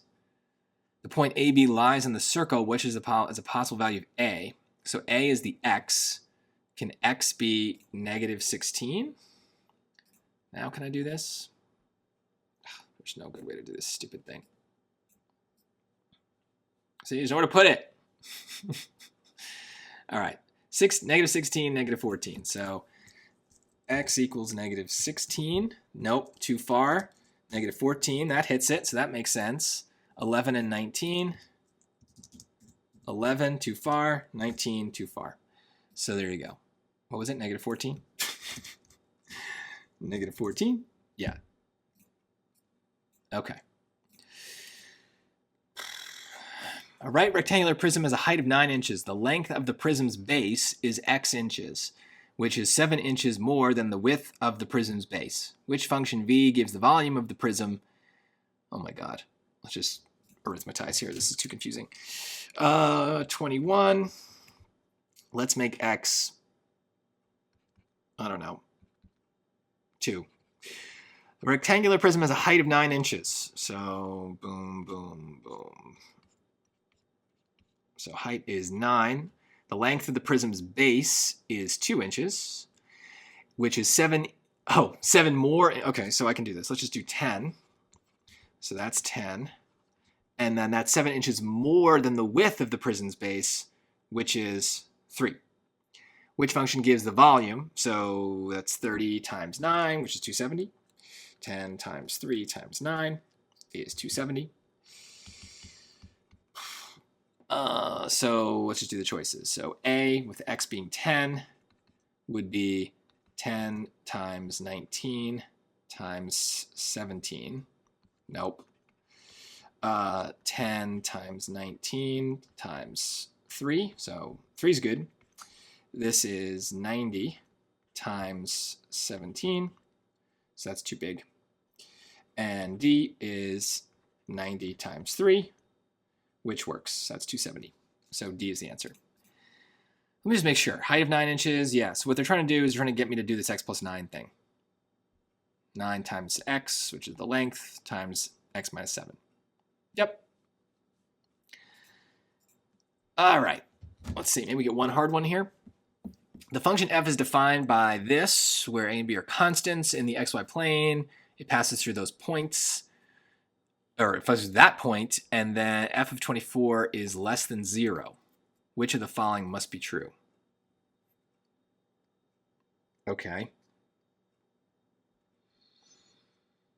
All right, let's see what we can get from this. So first of all, follow the strategy, plug points into equations. So 0 is equal to a times radical negative 24 plus b. Okay. So what does that tell me? That tells me that either b is 24 because negative 24 plus 24 is 0, so radical 0 would wipe that out, or a is equal to 0. One of those two things must be true, I believe. And f of 24 is less than 0, so let's just do that, right? So this is negative 24 is 0, negative 24 is 0, so f of 24, so that would be equal to a times 24 plus b, and that's less than 0. So it has to be negative. Well, the only way that's going to be negative is if a is negative, because you can't ever have a negative come out of a radical. So a has to be less than 0. Okay.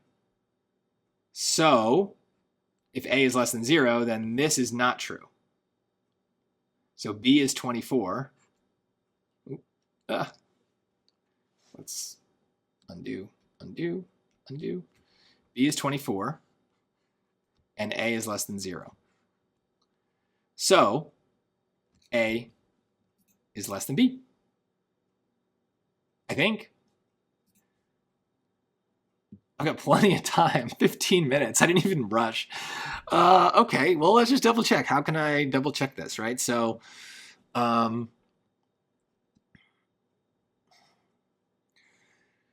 b has to be 24. Is that true? Okay, so if I plug in negative 24, 0, right? Did every question? Yeah. All right, let's just tinker with this a little bit. I feel like I'm right, but this feels like a good example of something where like I could easily be thinking about this wrong. So I love plug points into equations here because I don't have to think too hard about where to start. You take that point, you put it in. So 0 is equal to a times the square root of x. So that x would be negative 24 plus b. So that I wrote. Now in order for that to be 0, either a has to be 0, right? There's two components here. A has to be 0 or this has to be 0. And so this is 0 if A is 0. This is 0 if B is 24. So those are our two options. Okay. Then we did the other thing. F of 24 is less than 0. So we put 24 in for x now, positive 24. That plus B is going to be taking the square root, but you can never get a negative there. So if this is less than 0, the only way for that to happen is if A is less than 0. Yes? Okay. So if A is less than 0, then it cannot also be true that A is equal to 0. So A is negative, B is 24. Okay. Let's see how Desmos can handle that. Let's put in our thing. So f of x equals a square root x plus b. Okay, so let's put in some sliders here.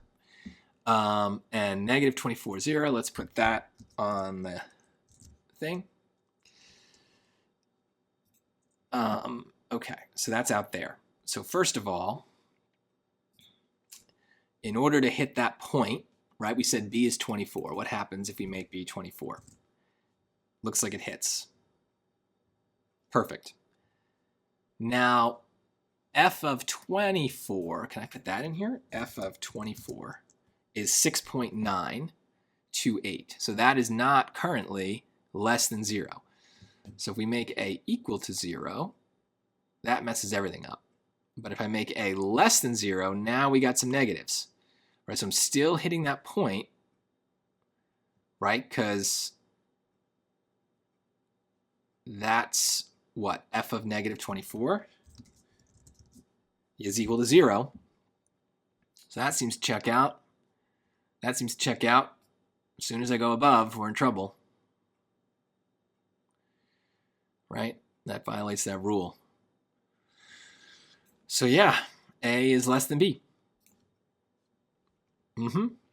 I bet this is one of those questions that people would complain about and say, oh my God, I've never seen anything like this before. But this is the strategy. Plug points into equations. Just see what you get. Of course, you never got it before. But in a sense, if you know the strategies, you do. You just plug the point in and you see what happens. All right, let's try some of these just to make sure we did it right. So here, freaking calculator. Right, so let's just plug in my answer, see if that makes sense. Y is greater than negative 1 minus 3x. Does that look like what I got? Right, so that goes 0, negative a third, that looks right. And then maybe negative 1 is my y-intercept, that looks good. It looks like we're going down to like 2, 7. So 2, 7, that looks good. And then over here, it looks like maybe we're at like negative 3, 8. So negative 3, 8. Yeah, so that seems good. 15. Oh, yeah, I don't want to. Let's do this with some arithmetizing. How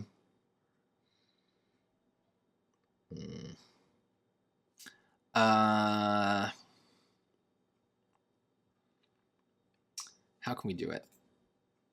Let's do it right here. Okay, so let's say n is, let's just make some random numbers. N is 2, C is 10. So P is equal to 2 times 19 minus 10. So that's P is 2 times 9, which is 18. Okay, so we got three values now. So C, so choice A, is we are looking to get C as 10. So if we did 19 plus 18 over 2, 19 plus 18, it's not going to come out nice, but 19 plus 18 is 37, divided by 2 is 18.5. But remember, we're trying to get 10 here. So 19, so this is P, this is N. So 18 is P, yeah, it doesn't work. B, so 19 minus 18 over 2 would be 1/2, so that doesn't work. C is 19 plus 18 over 2, so that's 19 plus 9 is 28, right? So that doesn't work. And then D, just squeeze it down here, is 19 minus 18 over 2, so 19 minus 9 is 10. There you go. Proof. Arithmetize. What else? We got plenty of time.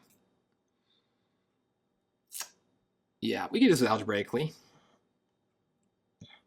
Did I do work on this one before? No, I put it in the calculator. So let's just go down here. 19. So we have 42a over k plus 42ak. So they want me to combine these fractions. So we need to multiply this by k over k, which would be 42a over k plus 42ak squared over k. And then they want me to factor. So that's 42a times 1 plus k squared all over k. So 42a times 1 plus k squared all over k. Yep, so same answer there. I'm confident in this. Calculator helped.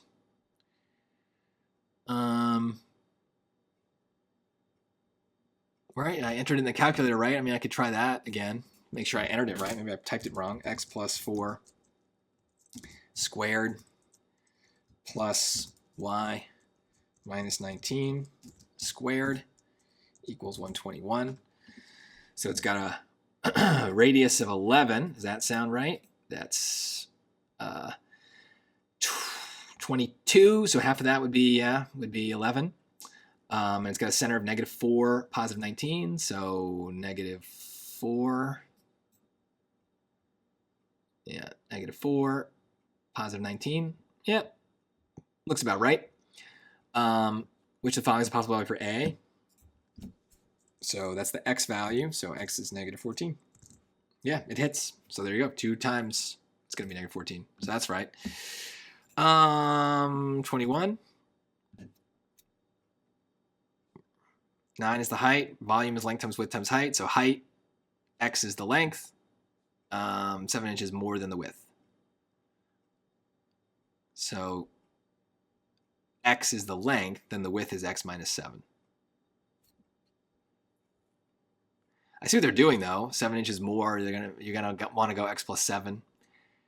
But yeah, it's not right. That's why you arithmetize. I don't know. I don't know what else to do. Let's go back a little bit. I don't know if there's another way to do this besides using the calculator. I guess we could use special right triangles and 30, 60, 90s and kind of think of it that way, but what a waste of time. So I'm not going to do that. Tan of 92 pi over 3.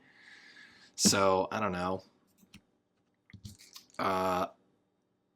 92 pi over 3. So 92, you replace the pi with 180.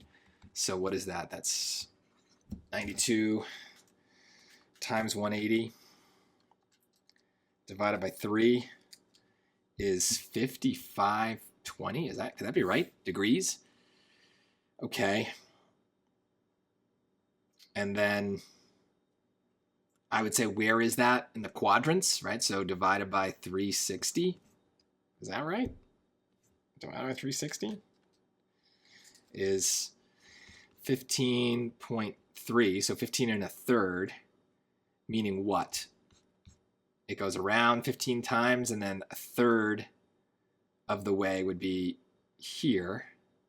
And then all students take calculus. What's positive in each quadrant? This is positive. So in this quadrant, it would be negative. So that makes sense. And then a third means this is 120, which means this is 60. So if we're doing the 30, 60, 90, I know it's small. But then this would be 1 in the unit circle. So this would be 1/2. And this would be √3 on 2. Is that right? No, I'm doing that wrong. So the tangent, wait a minute, right? So tangent is tangent of 60. Yeah, is that, so tangent is what? Sine over cosine? This is no way I would ever do this way. But, so opposite of the 60.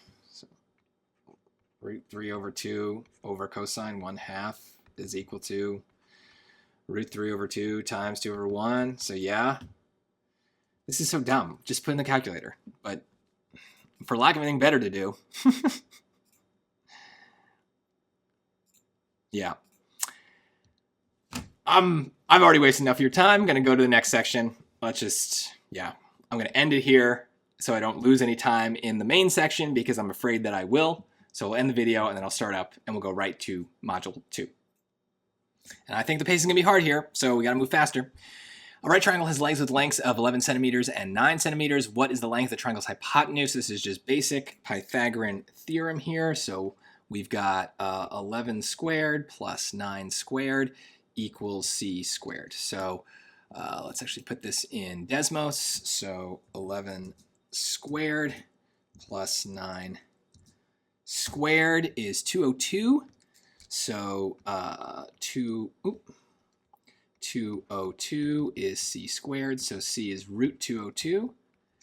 So just b. Okay. For the linear function, it passes through those points. Which equation defines h? So we're just going to plug points into equations here. Is there a good way to do this? They're all kind of messy. So yeah, let's just do choice each choice. So 0.5 times 7 minus 7 halves is 0. So 1/2 times 7 minus 7 halves, it doesn't work, get rid of it. So just doing the first point here. So 2 times 7 is 14, 14 plus 7 is 21, that works. 49 plus 21 doesn't work, and this is gonna be too big too. So does this work for the other point? 2 times 9 is 18, 18 plus 7 is 25. Yeah, just works. Okay.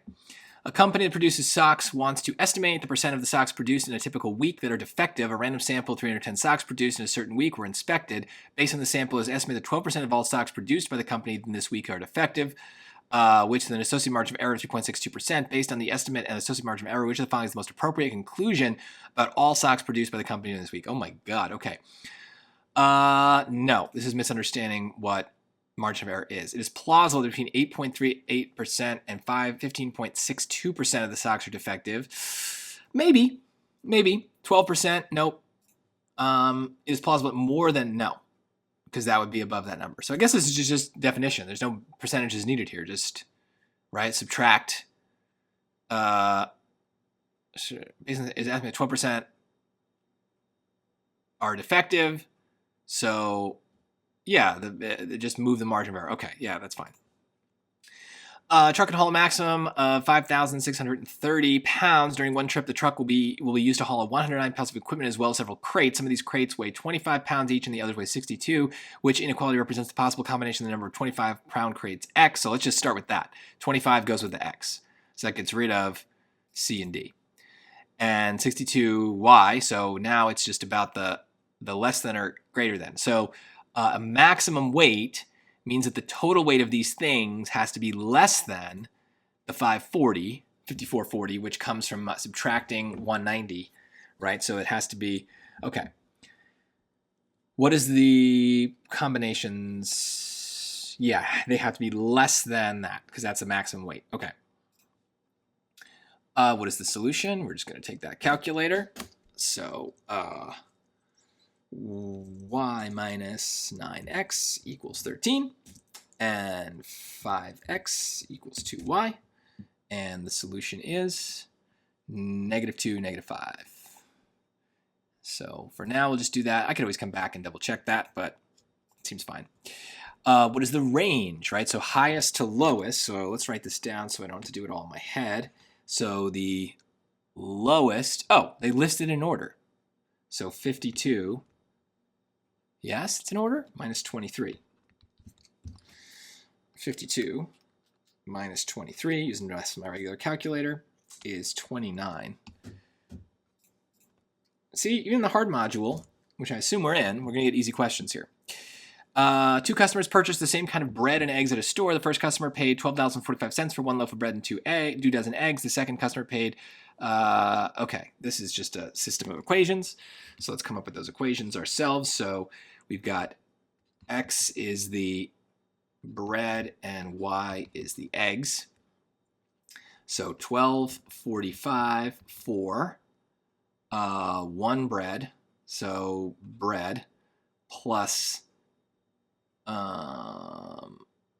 eggs. Oh, so X, this whole point of using X and Y, and Y. And the other is 1942 is equal to 4 loaves of bread, so 4X plus 1 dozen eggs, so Y. So what is the cost of 1 dozen eggs? So let's just put our equations in the calculator. So that is 1245 equals X plus 2Y, and 1942 equals 4X plus Y. So I don't see, this is one thing I don't love, as if you can't see it, you don't know if you accidentally type something wrong. So the point is 377,434, and they want the price of the eggs, which were Y, so that is D. Notice 377, there's a choice. So seems good. How many points do the graphs of the equation intersect? Well, let's just see. Y equals 18, and Y is equal to -3 times X minus 18 squared plus 15. Y equals 18, -3X minus 18 squared plus 15. So where are you? Oh, no points, 0. Okay. A solution to the given is that. What is the greatest possible value of X? Okay, just using the calculator, just Desmos. Y equals X plus 9, and Y equals X squared plus 16X plus 63. Okay, so here we go. Here's some solutions. What is the greatest possible value of X? So it would be here to the right. So that'd be -6. X plus 9, X squared plus 6X plus 63. Yeah, okay. It feels too easy, but I mean, we're still in the first half of the section. And the plane line P has a slope of -5/3 and an x-intercept of -6, 0. What is the y-coordinate of the y-intercept? Okay, so let's just do this. I'm just gonna, this is a case where I prefer to do it by hand. So y equals mx plus b, plug points in new equations. So 0, -6 is the x-intercept, and the slope is -5/3. So we can do this. So 0 is equal to 1, -2, so that's 10 plus b, so b is -10. So I'm going to check it because it's easily a mistake. So let's just now plug in y equals -5/3 x minus 10. And it says that the x-intercept is -6, 0. It is. Has a slope of -5/3. Yeah, it looks good. It's going down. So what is the y-intercept? Yeah, well, I just put that in. So -10. How many solutions does this have? Okay, so I like to do these by breaking this up. So let's do y equals 12 times x minus 3, and y equals -3 times x plus 12. Well, look, there are two different lines, and we can see that they cross somewhere. So did I do it right? Did I enter them right? X minus 3, -3, x plus 12. Yeah. Now the reason is that there's two different slopes, 12x and -3x, so that's always going to have one solution. So exactly 1, no problems there. Okay. Kalani used fabric measuring 5 yards in length to make each suit for a men's choir. The relationship between the number of suits that Kalani made, X, and the total length of fabric that she purchased, Y, in yards, is represented by this equation. What is the best interpretation of 6? Okay, so that's basically a y-intercept. So it's a starting point. Yeah, probably this. She started with 6 yards, right? So then the total length of fabric that she purchased, Y, in yards. Oh, wait, hold on. 5 yards in length to make each suit. The relationship between the number of suits that Kalani made and the total length of fabric that she purchased is represented. So the number of suits that she made is going to be X, not the 6. The total number that she purchased is Y. Kalani used a total of 6 yards of fabric to make each suit. No, it says she used 5. 6 yards more fabric than she used, right? So you take the total that she bought, you subtract the amount she made for the suits, and you're left with 6. Purchased 6 yards more fabric. Yes. No real solutions. Let's just use the calculator. See, you got to just default to the calculator. X squared plus 14x minus 49. Now, I'm not going to put the 0 because I want to see how many x-intercepts it has. So that has x-intercepts. So that's no good. That's when we talk about solutions, that's what we mean. So let's do minus 14x plus 49. That has a solution, so that's no good. So let's do 5x squared minus 14x minus 49. That has solutions. So 5x squared minus 14x plus 49 is going to be way up there, and sure enough, no solutions. Boom. Okay, divided by this equation, the equation can be rewritten as that, where p is a constant, which the following is closest to the value of p. Okay. So, first of all, why is that so small? I'm assuming that's an x, but oh my god, they got to make these things bigger. So, why don't I just guess and check? So y is equal to, let's do it this way. Y is equal to 1.84 to the x over 4. Okay. And it's going to be rewritten as y equals 1 plus p divided by 100 to the x. So we need to put a slider in for p, and then let's just swap in the choices. Look at this. Can't see anything. So stupid. If someone knows a better way to deal with this, just copy me. But let's try choice A is 16. That looks slightly different, so that's no good. 21. That looks slightly different. 46. See, why does this do this? Is anyone else having this problem besides me? 46. That looks different. 96? That can't be right. Huh. Is closest to the value. Oh, okay. So 16 was pretty darn close. Yeah, that's definitely the closest. Okay. Because they're pretty darn close. So if 21 was the other one, let's just double check that again. Yeah, definitely not closest. Yeah. I'll come back to this one. There might be a better way to prove that, but good enough for now.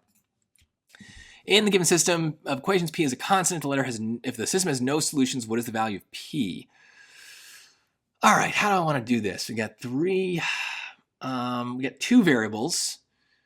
Yeah, so let's treat this like 2 lines, basically, which is what it is. So 15. So we got 21 minutes left. We're doing good, I think. So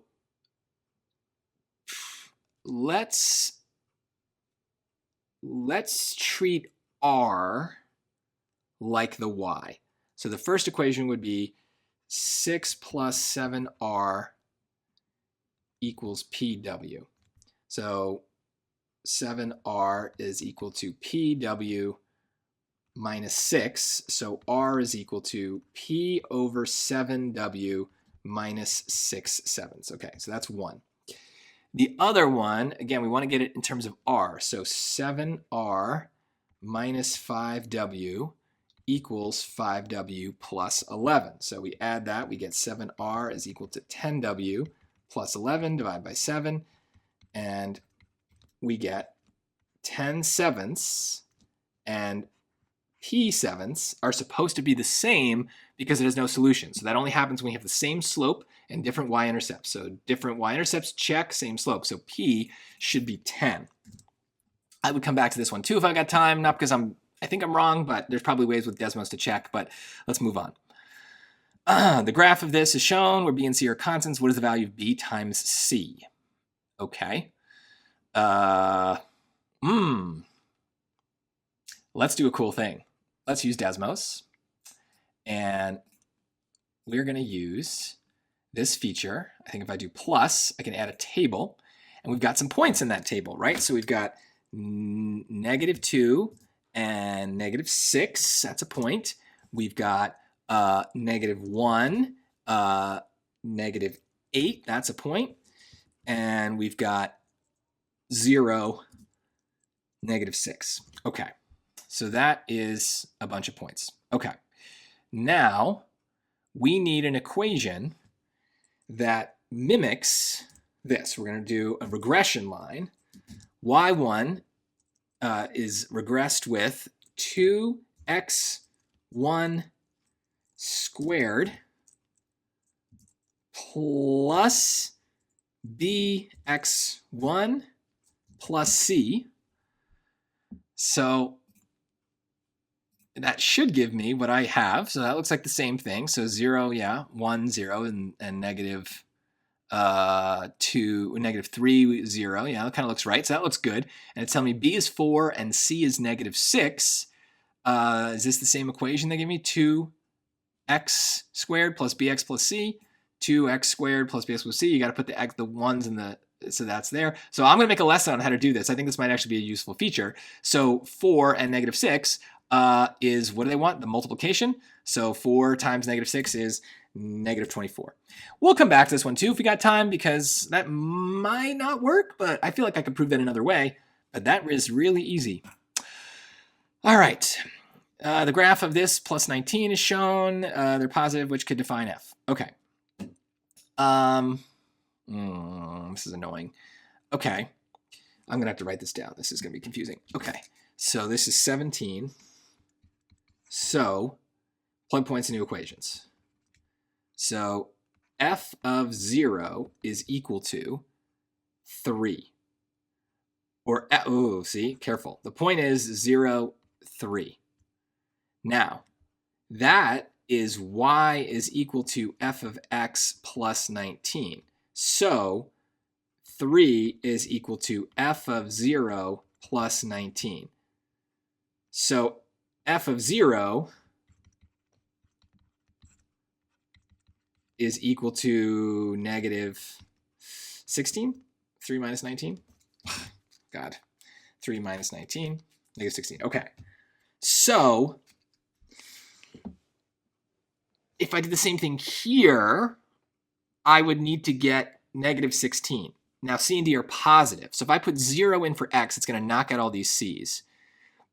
So 0 in for, so this would be -D. That could make sense because D could be 16, and that would give me -16. This wouldn't work.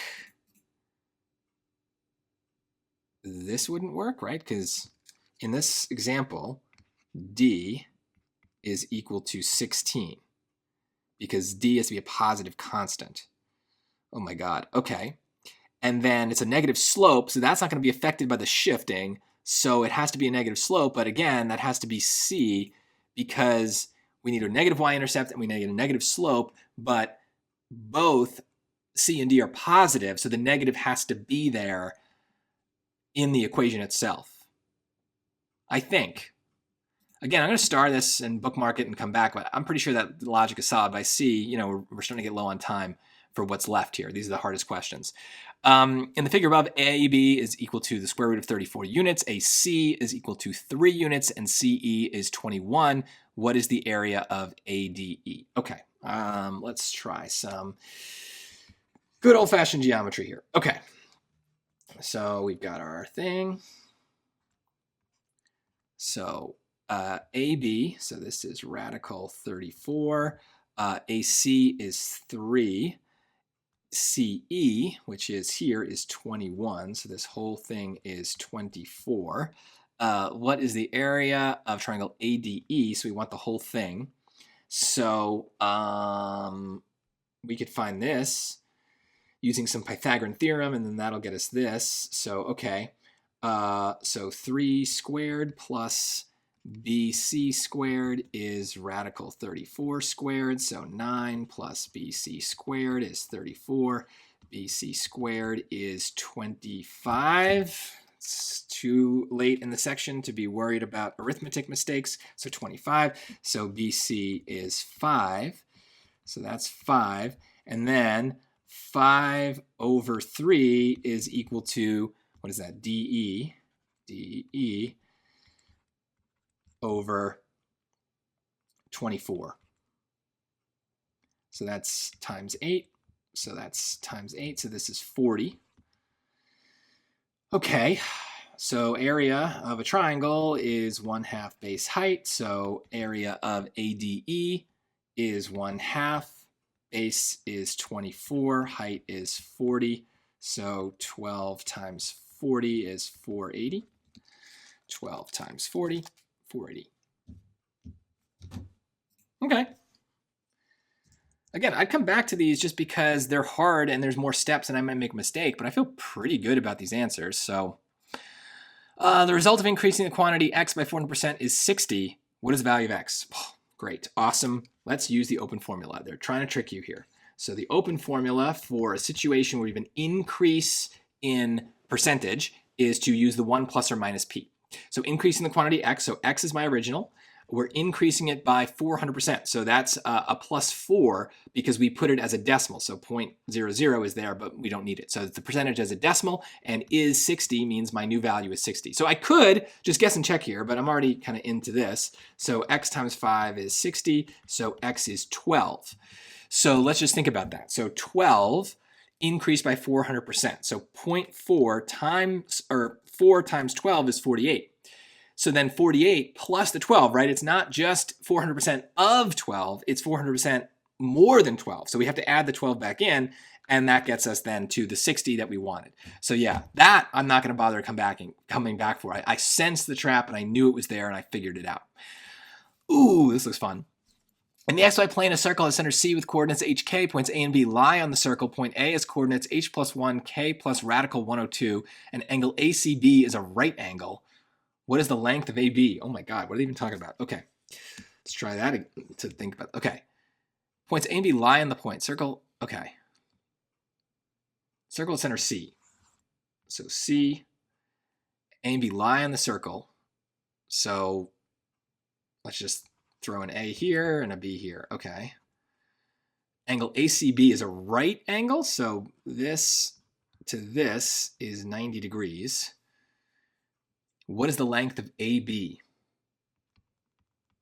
Oh, okay. What the heck? All right. What is the length of AB? All right, I sense some sort of triangle geometry here. So point A has the coordinates h plus 1, k plus radical 102.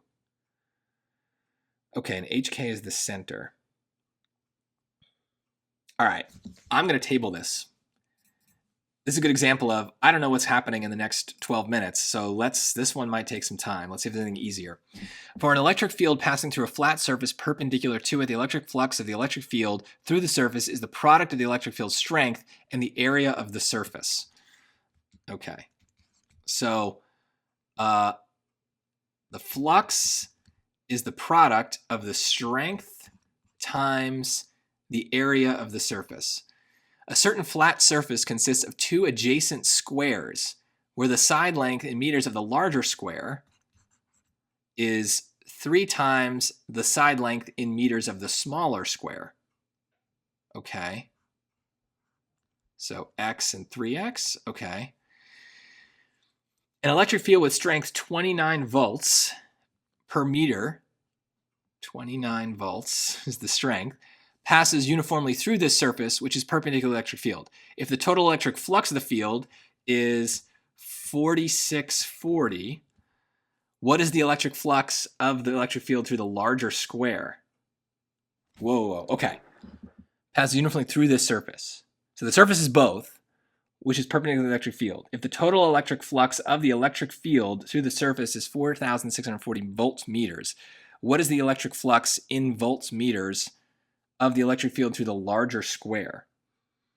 Oh my God. Okay. So we can find the area, right? So the area here is 4640 divided by 29, which is 160. So 3x squared plus x squared is 160. So that's 9x squared plus x squared equals 160. So 10x squared is 160. X squared is 16. So x is 4. So what is the electric flux of the electric field through the larger square? Okay. So this is 12 by 12. This is 144, and this is 16. So the electric flux is equal to the surface. Okay, so the strength. So 144 is the area of the larger square. Is the strength the same? I would assume, right? So it's not going to change. So that's 29. So F 29 times 144. 4176. I don't know. Here's a great example where I just plug points in equations. I have to write the equation down, but I don't know. It feels like an answer. Let's go back, or let's go to this. The scatter plot shows a relationship between two variables. A line of best fit is shown. Data set F is created by multiplying the y coordinate of each data set from, by E by 3.9. Which of the following could be an equation of a line of best fit for data set F? Okay. Well, if we multiplied the y-intercept, right, which is approximately 12 by 3.9, that would do this. So let's just choose another point. 22. So the point is, let's say 2 comma, 15? So we're multiplying the y coordinate by 3.9. So that would be 2 comma 15 times 3.9 is 58.5. So does that fit in A or B? So A would be 46.8 plus 5.9 times 2. So 5.9 times 2 plus 46.8 is 58.6.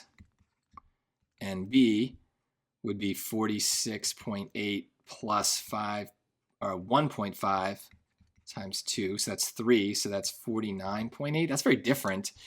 So I think it's this. We could very quickly do this with another point further out. Let's do the point 20, 43. So times 3.9 would be 20. 43 times 3.9 is 167.7. So A, which I think is right, is 46.8 plus 5.9 times 20. So 5.9 times 20 is 118. 46.8 plus 118.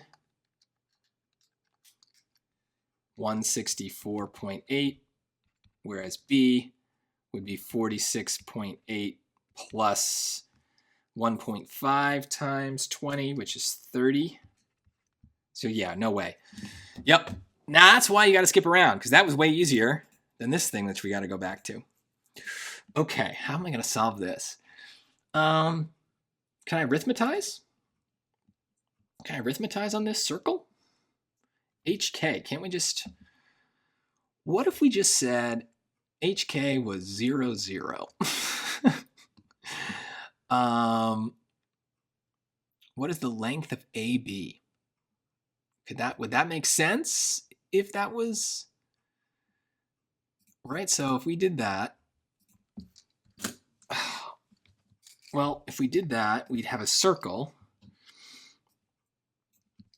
and we'd have x squared plus y squared equals r squared, right? Because the center is 0, 0, so the HK go away. that means that the point is now 1 radical 102. That's A. 1 radical 102. Okay. So we could get the radius, I guess.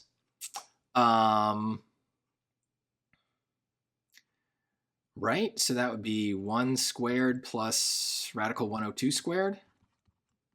So 1 plus 102 is 103, which is r squared. So r is radical 103. Does that matter? Because we have the radius, we have radical 103 here and radical 103 here. So now we can find AB because it's just a 45-45. So that's by doing radical 103 times radical 2 according to the reference chart. So radical 103 is radical 206.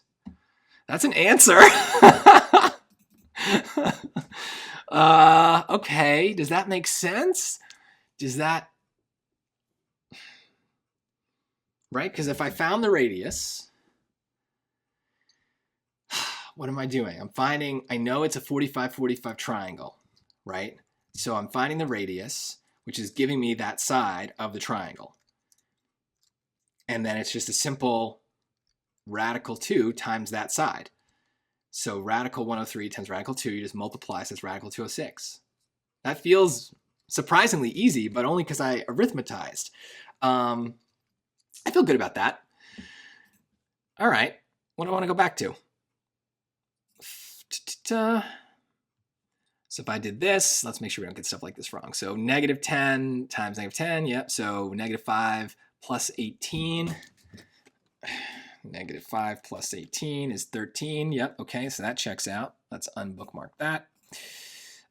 14. Ooh, yeah, let's see if there's a better way to get this. Let's go down here. Okay, this is 14. Right, so 1.84 equals 1 plus p over 100. It's to the x. That's the weird part. So what would I do to compare these, right? So this is 1.84 to the x times 1.84 to the 1... No. So this is the 4th root of 1.84, and then we can put that all to the x. Does that make sense? So the 4th root, 1.84 to the 1/4 is 1.16, and 16, then okay, good enough. I still don't feel great about that, but we had the calculator backing it up. I feel good about that one. I feel good about this one too. But what is the value of b times c? So c, we already had, that's the y-intercept, so negative 6. So then plug points into equations. We have a point which is, how about 0, or sorry, I keep doing this. This is the second time I've done this. I'll test. 1, 0, right? So 0 is equal to 2 times 1 squared, so plus b minus 6. So 0 is equal to negative 4 plus b. b is negative 4, or b is positive 4. So yeah, negative 24 still works. So that was probably easier. I don't know if I needed to do the calculator, but it's still fun to show that off before. I don't love that one. I get it. It's got to be, they're positive. It's just a trick about that. It's not about math. AB is radical 34. AC is 3. Yeah. So 3, so 9 plus 25, that makes sense. And CE is 21. So, yeah, I think my math looks good here. So that's 24 total. 24 is to 3, as DE is to, so that's times 8. Yeah, times 8, so that'd be 40. And then 24 times 40 divided by 2, 480. Yep. I mean, I'm not gonna have time to look at that again. Ugh. Yeah, I could see myself getting this wrong, but I don't know. My logic seems okay.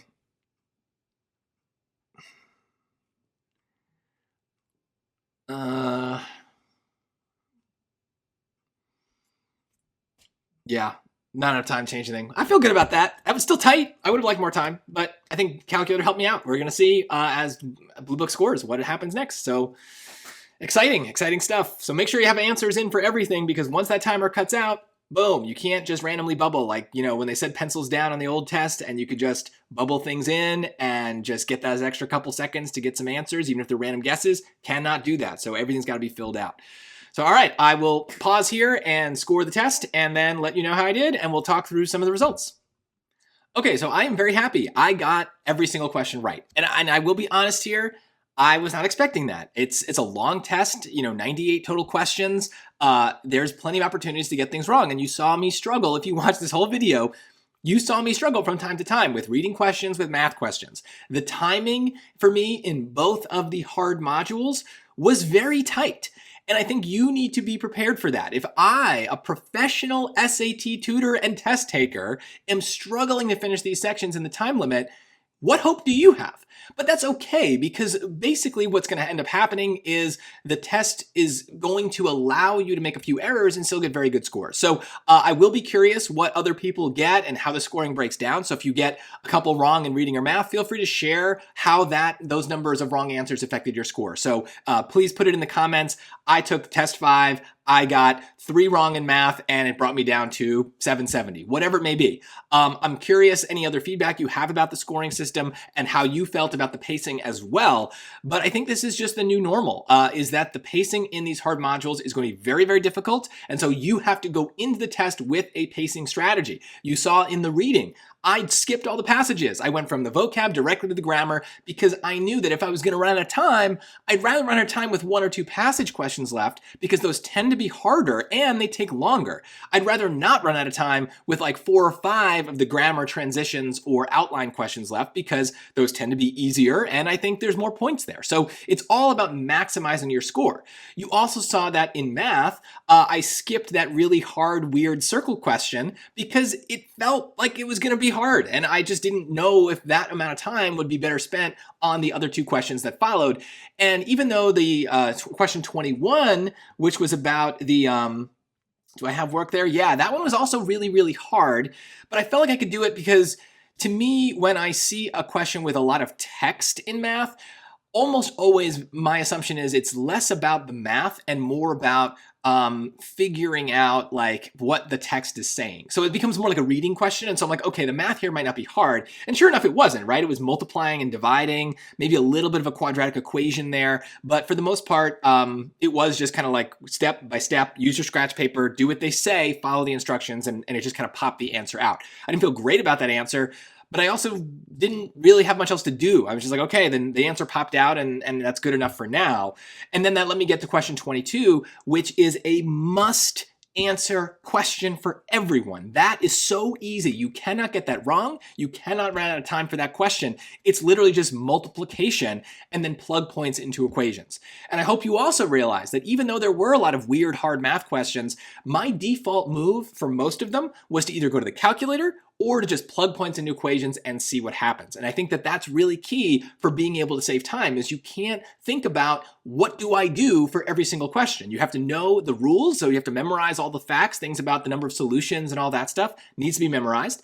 But then also, if you see something that's weird, you need some kind of like quick first steps. And so plug points into equations for me is the ultimate quick first step, because it's very straightforward and it works in lots of situations. Just, do I have equations? Do I have points? If the answer to either of those questions is yes, you've got somewhere to start. Sometimes you saw I provided the equation, like y equals mx plus b. Other times you saw I made up the points. That's what ended up getting me that the circle question, which was, where is it? Here, right? What did I do? I made up 0, 0 as my H and K. It didn't tell me that. It also didn't tell me what H and K couldn't be. It just left it open-ended. So I was like, all right, let's just see what happens if I make them something really simple. And sure enough, it unlocked the entire question for me. And something that was really hard.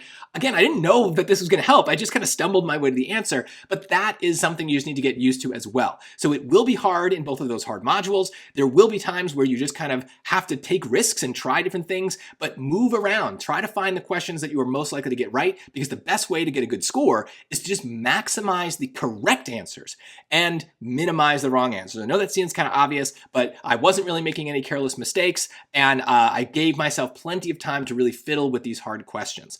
Notice though, in the first modules, I didn't really have any trouble finishing. In fact, I had tons of time left. So that's going to be normal if you are really prepared for this test.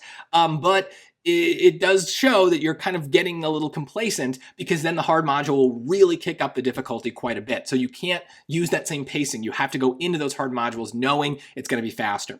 So please tell me what you think. Ask me any questions about my strategies. Remember, this is not a good way to totally learn how to do every single one of these questions. I will have separate videos that go into much more detail on each individual question.